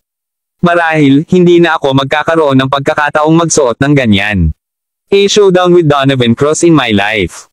Forget it, huwag na nating isipin pa. I'll go find the director now and ask her to hold my birthday party. With that, tumayo si Michael para umalis. Sa hindi inaasahang pagkakataon, pagkaraan ng ilang hakbang ni Michael, biglang nagsalita ang misteryosong lalaki, Teka. Kabanata 1449 na sana matupad mo ang aming hiling. Makalipas ang isang linggo. Naghahanda si Donovan Cross para sa nalalapit na kasal sa kanyang patio nang biglang dumalaw ang isang kaakit-akit na ginang. Si Evelyn iyon mula sa Fairy Academy. Nang makita ni Donovan Cross si Evelyn, ngumiti ito at sinabing, Vice Dean Evelyn. I don't think you're invited to my wedding. Are you here to celebrate? However, you're early. Kailangan mo pang maghintay sa kanila. Oras pa. Araw, hehe. Nang magpakasal si Donovan Cross, nag-imbite siya ng mga big shot sa parehong antas ng kanya. Bagamat si Evelyn ay vice din ng Fairy Academy, hindi pa niya naabot ang antas ng Donovan Cross. Ganoon din, si Evelyn ay naiinis din sa kanya. Mr. Donovan, I'm not here to beg you to give me a wedding invitation. I'm here to send you an invitation. Iniabot ni Headmaster Evelyn ang isang asul na imbitasyon kay Donovan Cross. Natagpuan ito ni Donovan Cross na kakaiba at binuksan ito. Nakangiting sabi niya, oh, so birthday ni Miss Dawn, ang henyo ng school mo. Hehe, birthday pa lang. Kailangan bang mag-organize ng birthday party? Mayabang na sabi ni Evelyn, hindi ordinaryong tao si Dawn. Hindi lang siya ang pambansang kayamanan ng ating Fairy Academy, kundi siya rin ang kinabukasan ng buong Celestial King Planet. Siyempre, kailangan niyang magdaos ng malaking selebrasyon para sa kanyang kaarawan. Mr. Donovan, handang imbitahan ka ni Don sa pagdiriwang ng kanyang kaarawan at ipahayag ang kanyang pagpayag na maging maayos ang pakikitungo sa iyo. Huwag mong sabihing naaalala mo pa rin ang nangyari noon at ayaw mong sumama. Mababa ang tingin ni Donovan Cross kay Evelyn, ngunit hindi niya maaaring baliwalain si Don. Ang Don ay nasa parehong antas ng paglilinang ngayon bilang Donovan Cross. Hindi nagtagal, malalampasan ni Don ang Donovan Cross. Sa pananaw ni Donovan Cross, mas makapangyarihan si Don kaysa sa idolo niyang si Xavier. Since Miss Don has invited me over, I will natural go. I will also personally invite her to attend our wedding with Lavana in a few days. Kehe, don't worry. I will return the favor. We will be friends. Malamig na sambit ni Evelyn. Naalala niya na inagaw ni Don ang first spiritual pill ni Donovan Cross kanina, at nagbanta si Donovan Cross na maghihiganti. Ngayon, nang makitang direktang sumulong si Don sa Unrivaled Realm at maaaring hindi niya ito matalo, nakita niya ang kanyang kaaway bilang isang kaibigan. Pagkaalis ni Evelyn, lumakad si Lavana, na ilang araw nang tumira rito. Sa sandaling lumakad si Lavana, sinabi ni Donovan Cross, "Lavana, ang halimaw na iyon mula sa Fairy Academy ay nagpadala ng isang imbitasyon at iniimbitahan ako sa kanyang kaarawan bukas. Nabalitaan ko na ang iyong pamilya Howard ay may magandang relasyon sa kanya. Maaaring ito ay pinadalhan niya ako ng imbitasyon dahil sa relasyon natin. Bakit hindi ka sumama bukas?" Natigilan si Lavana. "Don, pinadalhan ka ng imbitasyon." Sa sandaling iyon, nalaman na ni Lavana na si Don ay si Michael. Alam niyang pinadalhan ni Michael si Donovan Cross ng imbitasyon na patayin siya bukas. Mabilis na tumango si Lavana. "Sige, sasama ako sa'yo bukas." Tuwang-tuwa si Donovan Cross. Pinulupot niya ang kanyang mga braso sa baywang ni Lavana. "Asawa, lalo kang nakikinig sa akin. Napakasaya ko." Bago pa siya makatapos, itinulak ni Lavana si Donovan Cross palayo. "Tawagan mo ako kapag pupunta ka bukas. Babalik ako sa kwarto ko para magtanim." Napakagulo ng mga babae. Bakit napakalayo pa rin ang kinikilos ni Lavana sa kanya? Kinabukasan, sa Fairy Academy, nagsama-sama sina Donovan Cross at Lavana. Maliban sa kanilang dalawa, mayroon ding mga taga-Howard clan. Dumating din si Victoria at ang iba pa ng hindi imbitado. Bukod dito, inimbitahan din ng Fairy Academy ang ilang pamilyang may magandang relasyon sa akademya, ngunit hindi nila inimbitahan ang sinumang may magandang relasyon kay Donovan Cross. Sa inaasahan ng lahat, eleganteng dumating si Michael na nakasuot ng itim na windbreaker, dahilan para magsaya ang lahat. Pumalakpak din si Donovan Cross, pero ngumiti siya at nang-aasar, birthday ni Don ngayon. Bakit naka-black siya? Kehe, para siyang lalaki. Kung tutuusin, kapag mas malakas ka, mas magiging neutral ka sa kasarian. Sa sandaling ito, nakasuot pa rin ng belo si Michael. Tumingin siya sa lahat at sumulyap kay Donovan Cross. Nang makita niya si Donovan Cross, napansin niya si Lavana. Lavana. Nang makita siya, si Michael ay labis na nasasabik. Ito ang unang pagkakataon na nakita niya ang kanyang asawa mula noong dumating siya sa Celestial King Planet. Mukhang alam ni Lavana ang aking pagkatao. Pakibisita. Napatingin din si Lavana kay Michael. Puno ng pagkabalisa ang kanyang mga mata habang patuloy na iniiling ang ulo kay Michael. Pinawi ni Michael ang kanyang tingin at sinabi sa lahat, "Everyone, today is my birthday. Thank you for coming to my birthday celebrations. I have something very important to announce to everyone today." Inaabangan ito ng lahat. Hindi nila alam kung ano ang gustong ipahayag ni Michael. Dahan-dahang sinabi ni Michael, "Sa tingin ko maraming tao ang gustong malaman kung ano ang hitsura ko. Sige, tanggalin ko ang belo ko ngayon." Excited ang lahat. Excited na tumayo ang ilang lalaki. Natawa din si Donovan Cross at sinabing, "Haha, Don is finally willing to reveal her true colors. This trip was not in vain."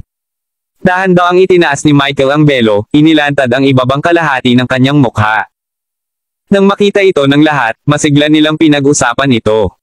Baka sa mukha nila ang pagkabigo at pagkagulat. Oh my God, no wonder hindi niya pinapakita ang lower half ng mukha niya. Ang pangit talaga. It doesn't match the upper half of her face at all. Hindi pangit.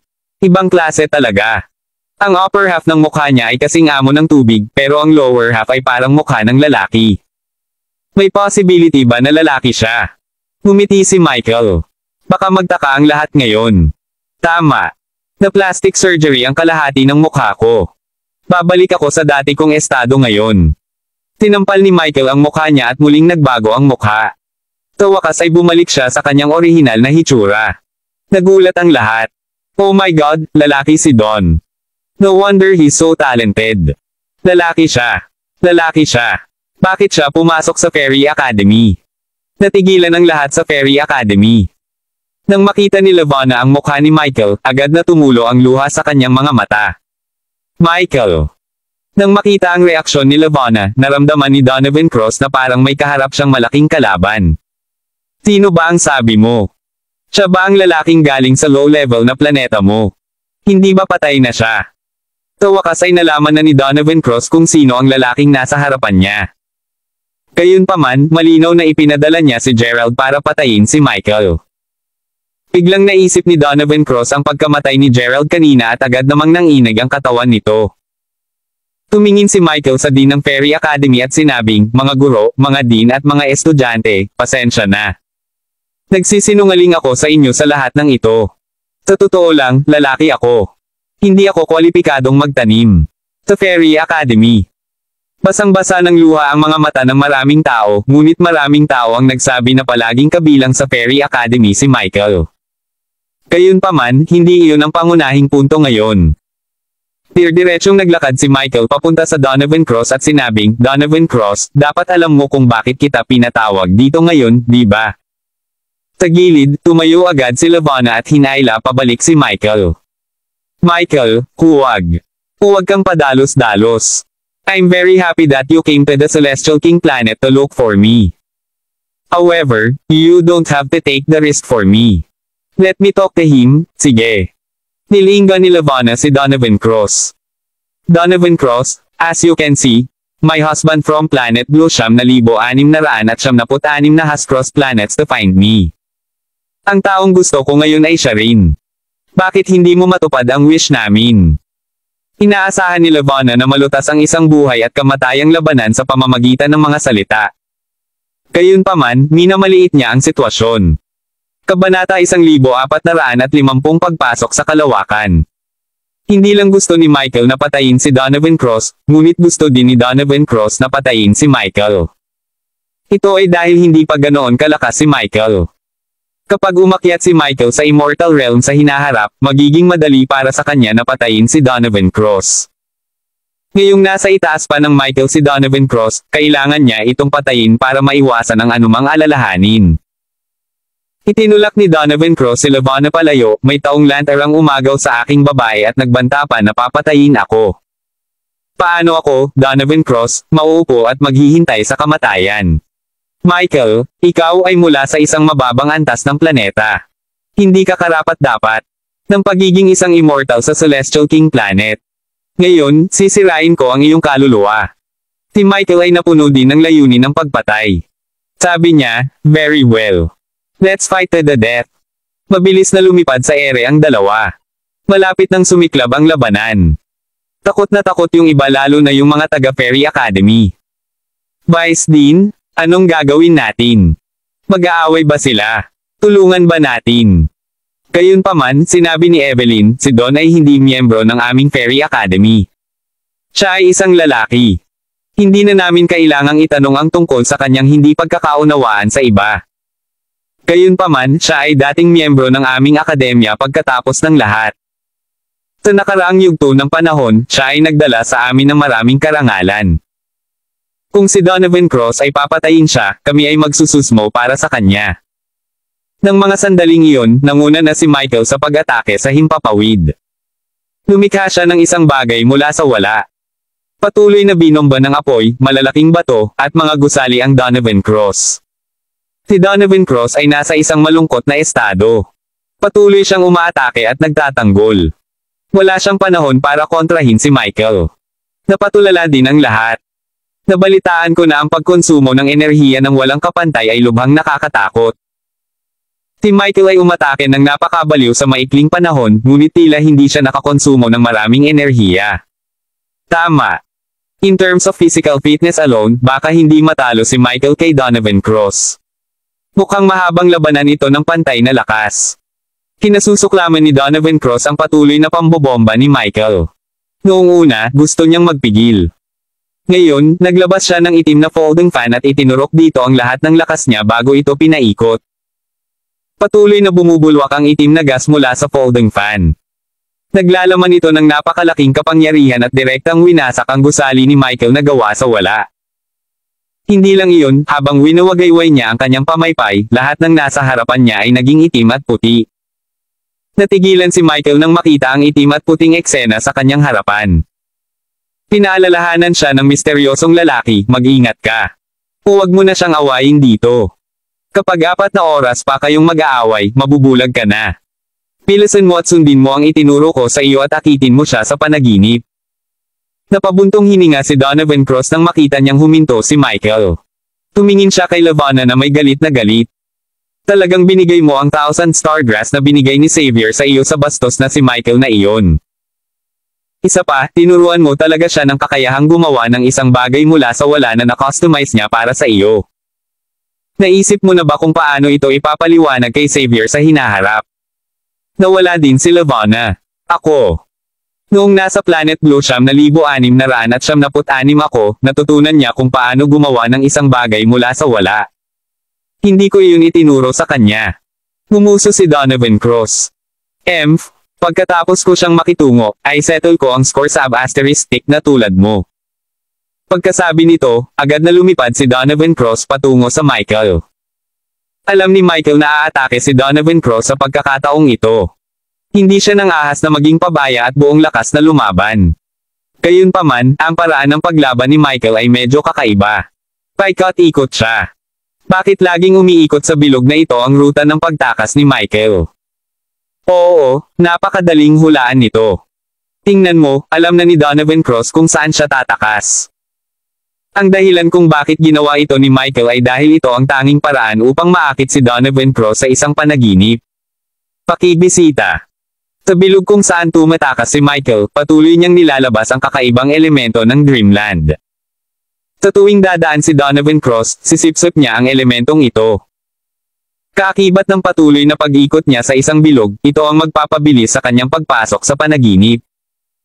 Nang maramdaman ni Michael na malapit na ang oras, bigla niyang sinabi, Donovan Cross, sa tingin mo ito lang ang mayroon ako.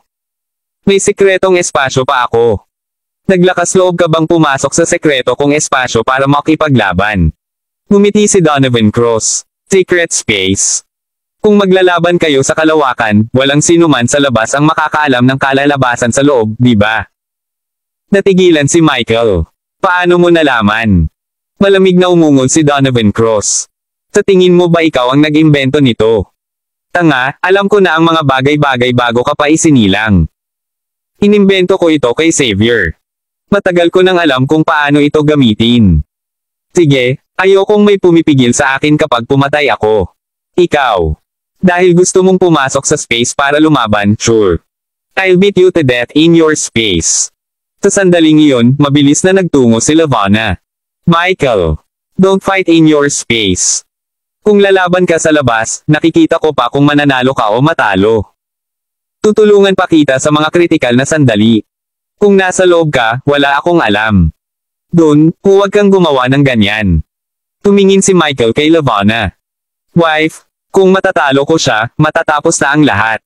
Magkasama na tayo. Hintayin mo ako saglit. Hindi, huwag.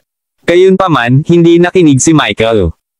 Nilikha pa rin niya ang pribadong espasyong iyon mula sa wala at hinayla si Donovan Cross papasok. Michael. Biglang nawala sina Michael at Donovan Cross sa paningin ng lahat. Naku, wala na sina Michael at Donovan Cross. Pumasok sila sa isang private space. Sai, hindi natin sila makikita kahit mag-away tayo sa private space. Natatakot ako na kapag nakita natin sila, isa lang sa mga bangkay nila ang makikita natin. I wonder if this person, Michael ba o Donovan Cross? Alam ko na may pribadong espasyo na gawa sa wala. Hindi ito isang bagay na makapangyarihan. Bagamat ito ay isang boost sa Michael, ito ay balewala. Ang kabuuang lakas ng Donovan Cross ay higit na mas malaki kaysa sa Michael. Kahit na sa kanyang espasyo, ang Donovan Cross ay tiyak na mananalo. Sa sandaling iyon, mukhang problemado ang dean, mga guro, at mga kaklase ng Perry Academy. Labis silang nag-aalala kay Michael. Umiling si Evelyn. No, it's definitely over now. I didn't expect na nang ilantad ni Don ang identity niya, it would be the time for him to leave this world. Sai, silly boy, Bakit mo inilantad ang identity mo? Gamitin mo na lang ang identity ni Don para lumaban. Donovan Cross. Tutulungan ka sana namin. Inakala ng lahat na mamamatay si Michael sa kalawakan, kasama na si Donovan Cross, na pumasok sa kalawakan. Sa sandaling pumasok si Donovan Cross sa espasyo, kinuha niya ang kanyang folding fan at sinimulan itong sirain.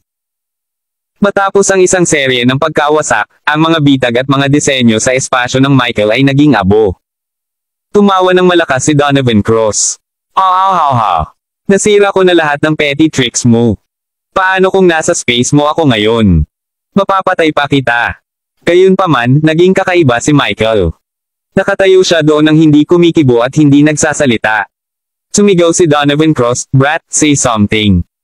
Kung wala kang sasabihin ngayon, hindi ka na magkakaroon ng pagkakataon na magsabi ng kahit ano mamaya." Gayunpaman, hindi pa rin kumikibo o umiimik si Michael. Isang malalim na panginginig ang biglang dumaan sa Donovan Cross. Kabanata 1451 pagpatay kay Donovan Cross. Sa kasalukuyan, si Donovan Cross ay nakikipaglaban sa panaginip ni Michael nang hindi niya napapansin. Malamig na umungol si Donovan Cross. "Naglalaro ka." Pagkatapos, agad niyang inatake si Michael.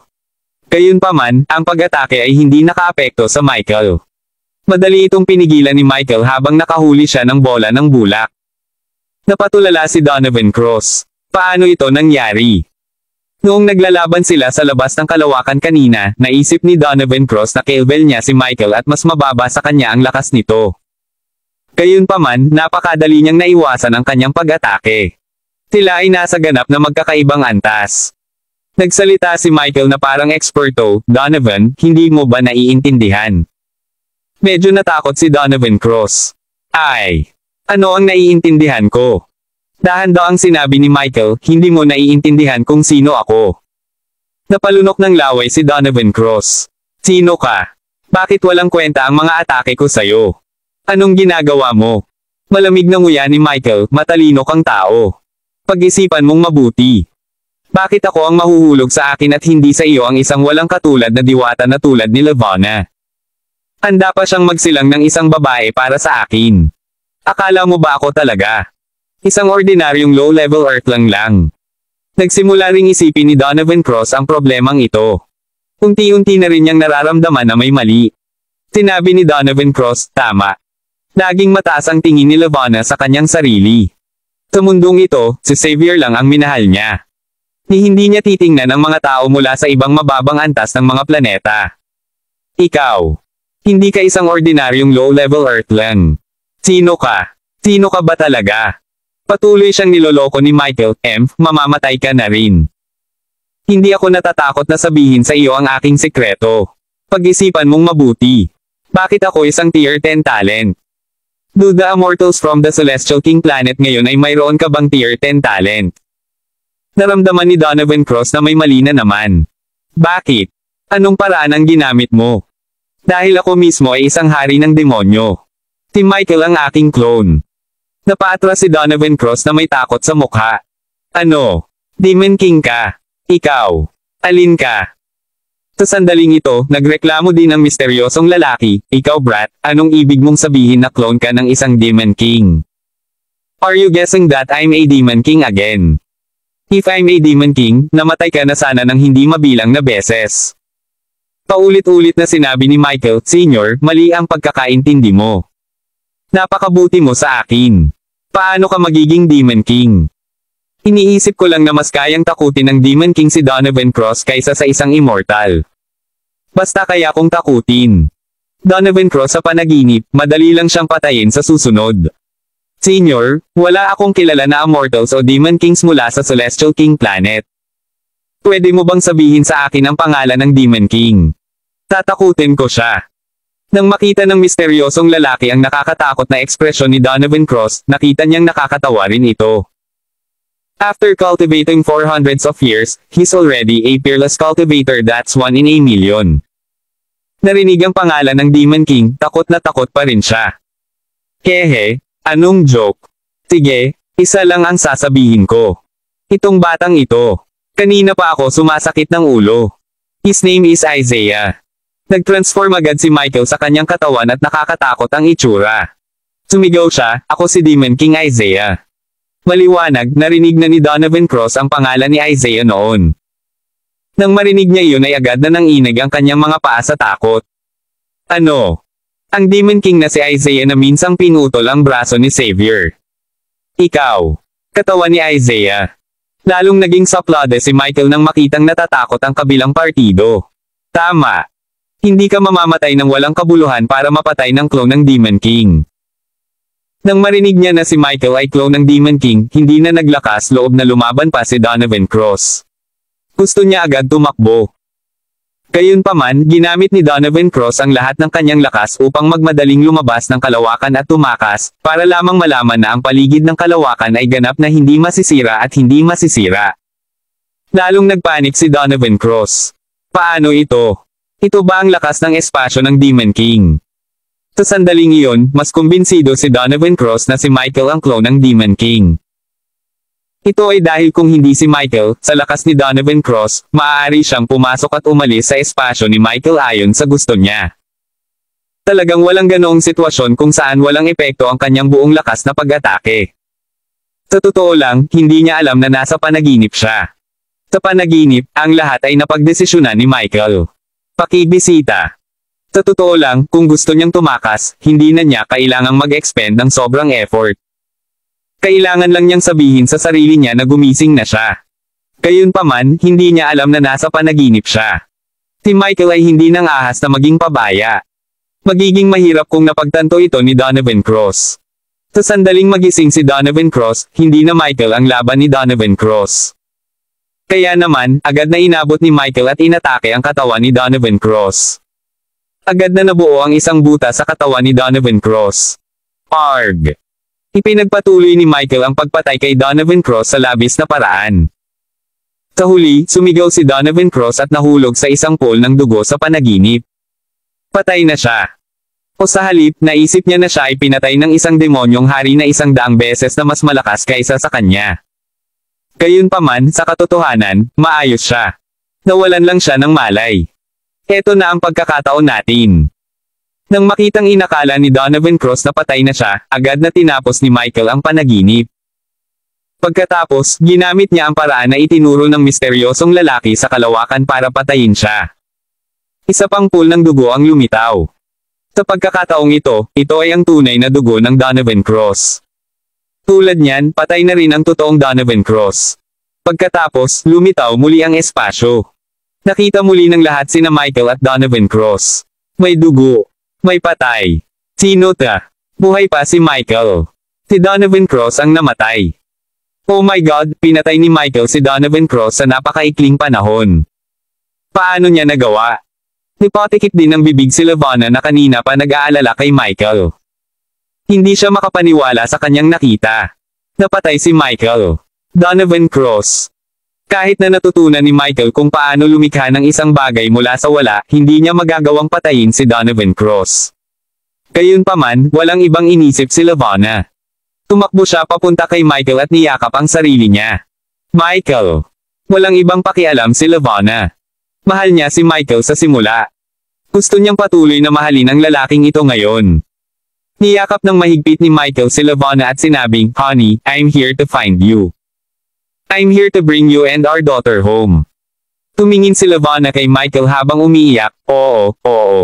Uuwi ako sa iyo. Uuwi kaming lahat sa iyo. Pupunta kami kahit saan ka pumunta." Sa gilid, tuwang-tuwa ring tumalon si Salvatore at ang iba pa. Nang magkayakap silang dalawa, dahan-daang naglakad ang lahat mula sa pamilya Howard papunta sa kanila. Medyo natarante si Michael nang makita niyang paparating ang ama ni Levana na si Heather. Hindi niya alam kung tatanggapin siya ng kanyang biyenan. Pero kahit anong isipin niya, basta tinanggap siya ni Levana, sapat na. Kabanata 1452 Mahabang buhay, mahabang tubig. Hindi pinahirapan ni Heather ang mga bagay para kay Michael at hindi rin niya ito sinisisi. Nakangiting sabi niya, "Miss Dawn, marunong ka talagang magbiro. Halatang asawa ka ng anak ko, pero ang tagal mong nagtatago. Noong unang araw na dumating ka sa Celestial King Planet, pwede ka sanang pumunta. Sa aming pamilya Howard na hanapin ako. Pamilya kami. Tutulungan talaga kita. Ngayon, si Michael ang napili at pinatay pa niya si Donovan Cross, isang eksperto sa Unrivaled Realm. Natural, mataas ang tingin ni Heather sa kanya. Gayunpaman, hindi siya pinaniwalaan ni Michael nang sabihin niyang maaari siyang pumunta sa pamilya Howard sa unang araw na dumating siya sa Celestial King Planet. Sa oras na iyon, si Michael ay wala. Siguradong hindi papayag si Heather na makasama siya ni Levana. Gayunpaman, walang kabuluhan na sabihin iyon ngayon. Kung tutuusin, nakagawa na ng pangalan si Michael at nakuha ang suporta ng kanyang mga biyenan. Si Michael ay nagkaroon ng suporta ng pamilya Howard. Sinabi rin ng Fairy Academy na kahit na lalaki si Michael, palagi siyang magiging bahagi ng Fairy Academy. Palaging tinatanggap ng Fairy Academy si Michael. Pagkatapos noon sa araw ng kasal ni Levana at Donovan Cross, idinaos ni Michael at Levana ang kanilang kasal. Sa araw ng kanilang kasal, maraming VIP ang inimbitahan ng pamilya Howard. Dumating din ang mga taga-Fairy Academy. Napakasigla ng venue. Sa gabi ng kanilang kasal, si Michael at Levana ay nakaupo sa tabi ng kama na parang isang mahiyaing mag-asawa. Walang nagsasalita sa kanilang dalawa. Sa totoo lang, ilang taon na silang mag-asawa sa Earth, kaya hindi na kailangang pigilan. Gayunpaman, si Levana ay hindi na siya noon. Siya ay nagkaroon ng higit sa 100 taon ng mga alaala. Si Michael ay hindi nang ahas na kumilos ng walang ingat at hindi nang ahas na tretuhin siya ng casual gaya ng dati. Marahil ay naramdaman ang pagpigil ni Michael, nagkusa si Levana na hawakan ang kamay ni Michael at magiliw na tumawag, "Hubby."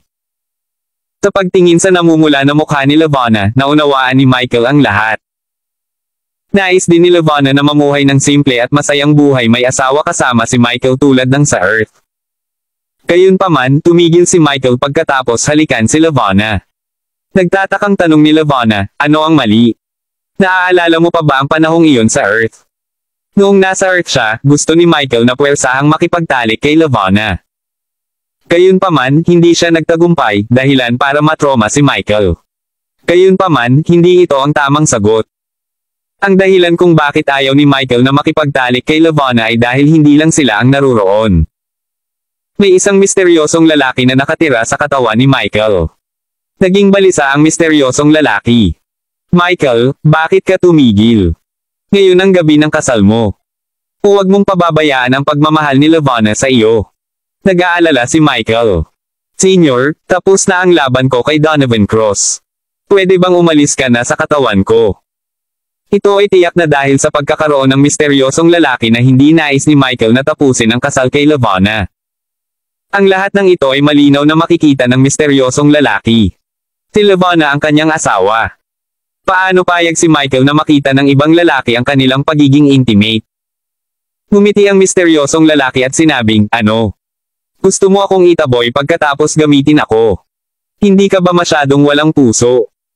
Hindi ka ba natatakot na ang aking pangunahing katawan ay darating at patayin ka? Sa sandaling iyon, naramdaman ni Michael na ang misteryosong lalaki ay isang hari ng demonyo. Hindi nang ahas si Michael na saktan ang misteryosong lalaki, at inaliw niya si Levana, "Honey, I've been too tired recently. Bigyan mo ako ng oras. At saka, hindi talaga ako sanay na nasa Celestial King Planet. Let's talk about kapag bumalik tayo sa Earth, okay?" Hinawakan ni Levana ang kamay ni Michael. Dahil gusto ni Michael na bumalik sa Earth, handa si Levana na sundan siya. Kinabukasan. Mr. Michael, hindi ka na makakabalik sa Earth. Si Salvatore ang unang tumayo at tumutol. Sabi ni Salvatore, hindi pa natin natatagpuan ang Dragon at Jamie. At saka, itong Celestial King Planet ay mas maganda kaysa sa Earth. Hindi tayo makakapag-cultivate sa Earth, kaya mas mabuting mag-cultivate tayo dito. At saka, although that bastard Donovan Cross patay na, may savior pa. Nagpadala si Michael ng mga tao upang hanapin sina Dragon at Jamie, ngunit pagkatapos ng mahabang panahon, wala pa ring balita sa kanila. Nahulaan ni Michael na maaaring sinalubong silang dalawa ng kamalasan sa Celestial King Planet. Ito ay normal. Kahit na sumakay ng eroplano sa dalawang lugar sa Earth ay maaaring magdulot ng isang aksidente, lalo pa ang paglalakbay sa mga planeta. Natigilan si Michael. Alam mo rin ang tungkol kay Xavier. Sinabi ni Salvatore, nabalitaan ko na si Xavier ang amo ni Lavana, at palagi siyang hinahangaan ni Lavana. Galit na sabi ni Michael, shut up. Gusto ako ni Lavana, at asawa niya ako. Walang karapatan ng bastard na nagbigay sa kanya kay Donovan Cross na maging love rival ko. Sinabi ni Salvatore, alam ko iyon, ngunit narinig ko na si Xavier ay isang kalahating immortal. Paano kung bumalik tayo sa Earth at bigla siyang dumating upang agawin si Lavana isang araw at patayin ka? Mr. Michael, ang bilis ng iyong paglilinang. Ako sa tingin mo dapat kang mag-cultivate sa half-immortal level bago bumalik sa Earth. You're invincible among your peers. This way, kahit na dumating si Xavier na hanapin kami balang araw, mapoprotektahan mo ang sarili mo. Pinag-isipan ito ni Michael at inalala ang eksena noong pinatay siya ni Gerald sa Earth. Totoo na dapat niyang ipagpatuloy ang pag-unlad ng kanyang sarili. Kung hindi, maaaring masira ang Michael at Lavana anumang oras kapag bumalik sila sa Earth. Tumango si Michael. Tama ka. Sige, ipagpapatuloy ko ang paglilinang sa kalahating immortal na kaharian bago umalis at bumalik sa Earth. Ang bilis ng paglilinang ni Michael ay naging napakabagal, marahil dahil wala na siyang layunin o motibasyon. Noong una ay naisip niya na makaka-advance siya mula sa unparalleled hanggang half-immortal sa loob ng 3 taon. Gayunpaman, pagkatapos ng 3 taon, hindi man lang nakamit ni Michael ang maluwalhating kaharian. Sa araw na ito, napabuntong hininga si Michael habang nililinang, buntong hininga, napakasaya. Wala na akong motibasyon. Kung magpapatuloy ito, baka hindi ko na maabot ang half-immortal realm sa loob ng 20 taon. Napangiti ang misteryosong lalaki at sinabing, kailangan mo ng totoong karanasan sa mundo. Walang silbi na magtanim ka lang sa isang cultivation ground.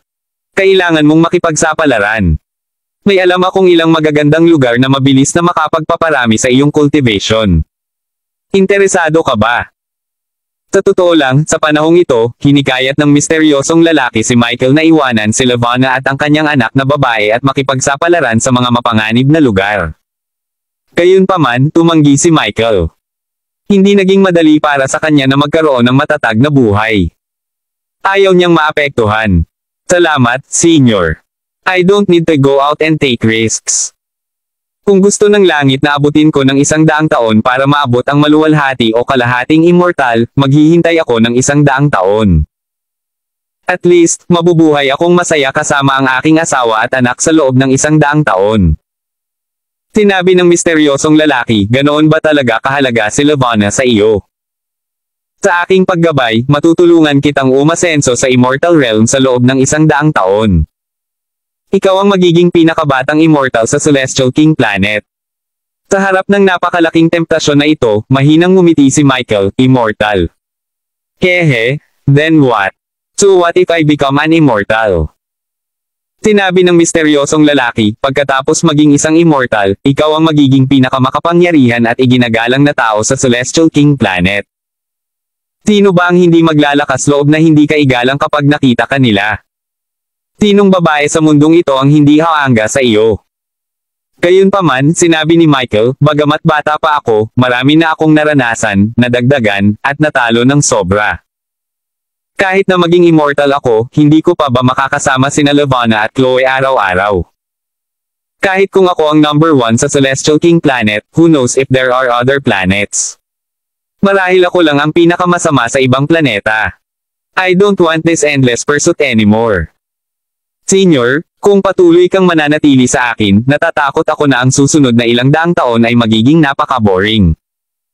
Napangiti ang misteryosong lalaki at sinabing, gusto mo akong paalisin. Hehe, hindi ako aalis ng ganun kadali. Kaya lang, pagkatapos ng isa pang 3 taon, sa wakas ay umunlad si Michael sa maluwalhating kaharian. Ang susunod na yugto ay kalahating immortal. Hanggat siya ay naging kalahating immortal, makakaalis si Michael sa Celestial King Planet at makapunta sa Earth. Sa araw din na ito na sa wakas ay magkakasama sina Michael at Lavana sa iisang kama pagkatapos ng 6 na taon. Sa una, nais ni Michael na alisin ang misteryosong lalaki at mamuhay bilang mag-asawa pagkatapos bumalik sa Earth kasama si Lavana. Gayunpaman, inabot siya ng 6 na taon upang makabangon sa maluwalhating kaharian. Alam ni Michael na ilang dekada pa bago siya maging half-immortal.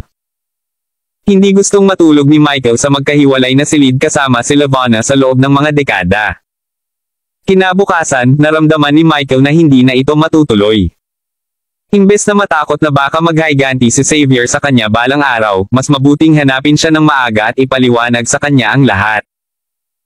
Kaya naman, binuhat ni Michael si Lavonna sa kanyang likuran at sinimulang hanapin ang kinaroroonan ni Xavier. Gayunpaman, hindi inaasahan ni Michael na magiging napakahiwaga ni Xavier. Naghintay siya ng buong 10 taon para sa balita ni Xavier. Ang balitang ito ay parang bolt mula sa asol hanggang sa Michael. Mr. Michael, my cousin once trained with Master Xavier. Si Master Xavier daw ay nakalusot na sa half-immortal realm. Isa na siyang immortal. Napaupo si Michael sa lupa nang walang magawa matapos marinig ang balita. Noong una, naisip niya na makakabalik siya sa Earth ng ligtas pagkatapos maging half-immortal. Pero ngayon, nalaman niyang naging immortal na pala si Xavier. Kung nais ni Michael na makabalik ng ligtas, kailangan niyang maging isang immortal sa Celestial King Planet. Noong gabing iyon, sa wakas ay hindi na nakayanan ni Michael at sinabi niya kay Lavonna ang lahat ng nasa isip niya. Nagulat si Lavonna nang marinig niya ito. Abby, palagi ka na pala nag-aalala sa amo ko at palagi kang nagseselo sa kanya. Kasalanan ko kung bakit hindi mo nilinaw ang mga bagay-bagay. Actually, kung hindi ka maglalakas loob na bumalik sa Earth dahil sa'yo. Natatakot akong pumunta sa Earth ang aking Panginoon para patayin tayo, hindi na kailangan. Siguradong hindi tayo sasaktan ng aking Panginoon. Sinabi ni Michael, alam kong hindi ka sasaktan ng iyong amo, ngunit hindi ibig sabihin na ayaw niya akong patayin. Ngumiti si Lavonna ng alanganin, hindi mangyayari iyon. Ikaw ang lalaking pinili ko, at hindi ka niya sasaktan. Nangako siya sa akin na balang araw, kung talagang gusto ko ang isang lalaki, matutuwa siya. Siya, le even give him his blessings. Tutulungan ka lang niya at hindi ka sasaktan. Inaamin ko noong dalaga pa ako, hinahangaan ko siya noong nilinang ko siya, pero sinong dalaga ang hindi nananabik? Love. Childhood crush lang yon. After I matured, I'm certain that the only person I love is you. Kumunat ang noo ni Michael. Bigyan mo siya ng blessings. Matapos makipag-usap kay Lavonna ngayon, sa wakas ay naunawaan ni Michael na si Xavier ay hindi kasing sama ng kanyang naisip. Kaya lang, 7 araw na naman ang lumipas. Naglakas loob si Michael na pumunta sa pinakamapanganib na lugar para linangin ang mga nasa Glorious Realm. Ang Reincarnation Waterfall ay ang pinaka-nakakatakot na lugar sa Celestial King Planet. Ito ay hindi isang simpleng talon. Ang mga magsasaka ay kailangang manatili sa tuktok ng talon sa lahat ng oras at hindi mahulog dito.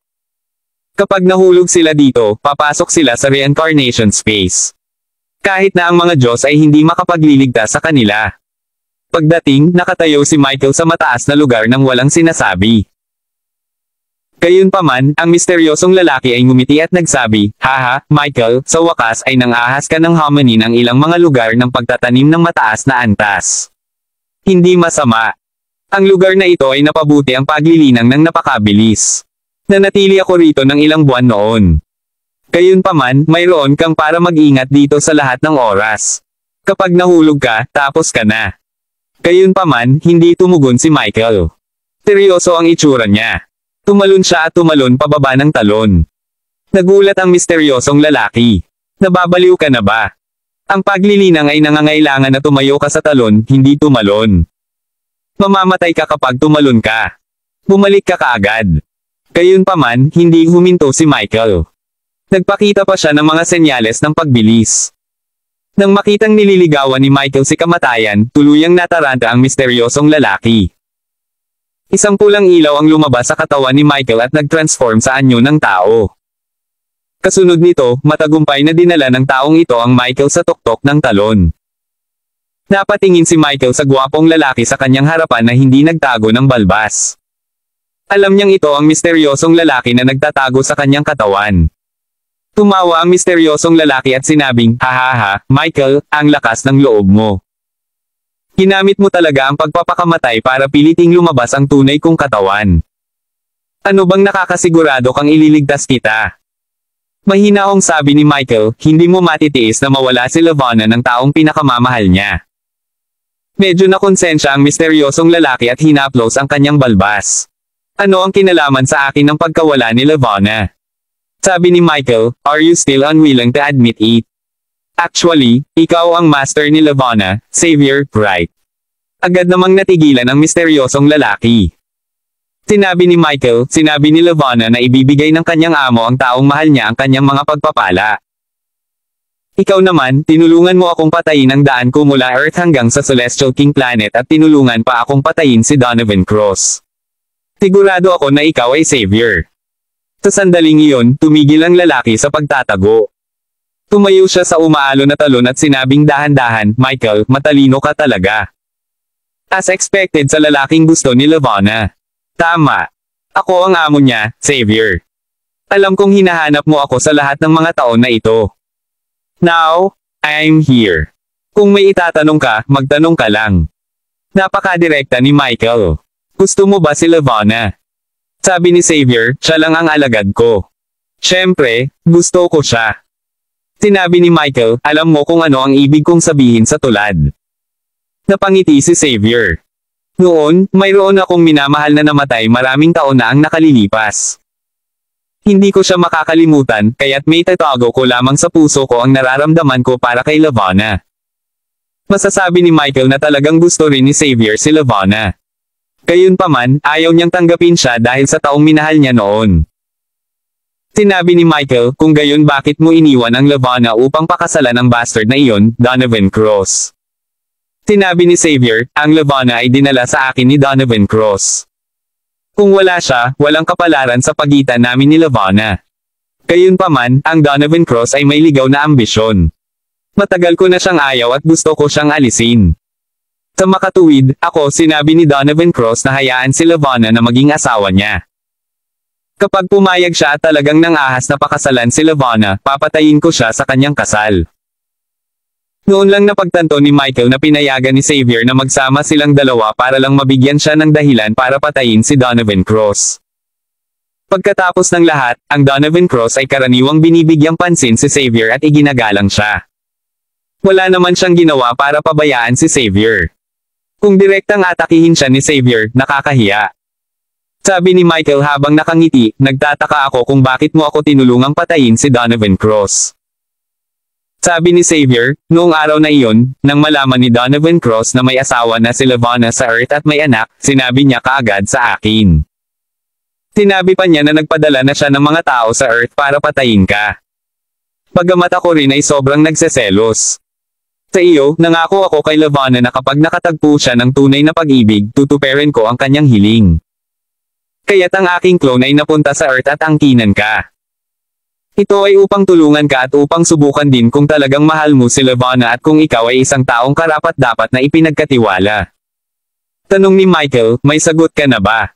Tumango si Xavier. You would prefer give up the chance to become an immortal to stay by Levana's side.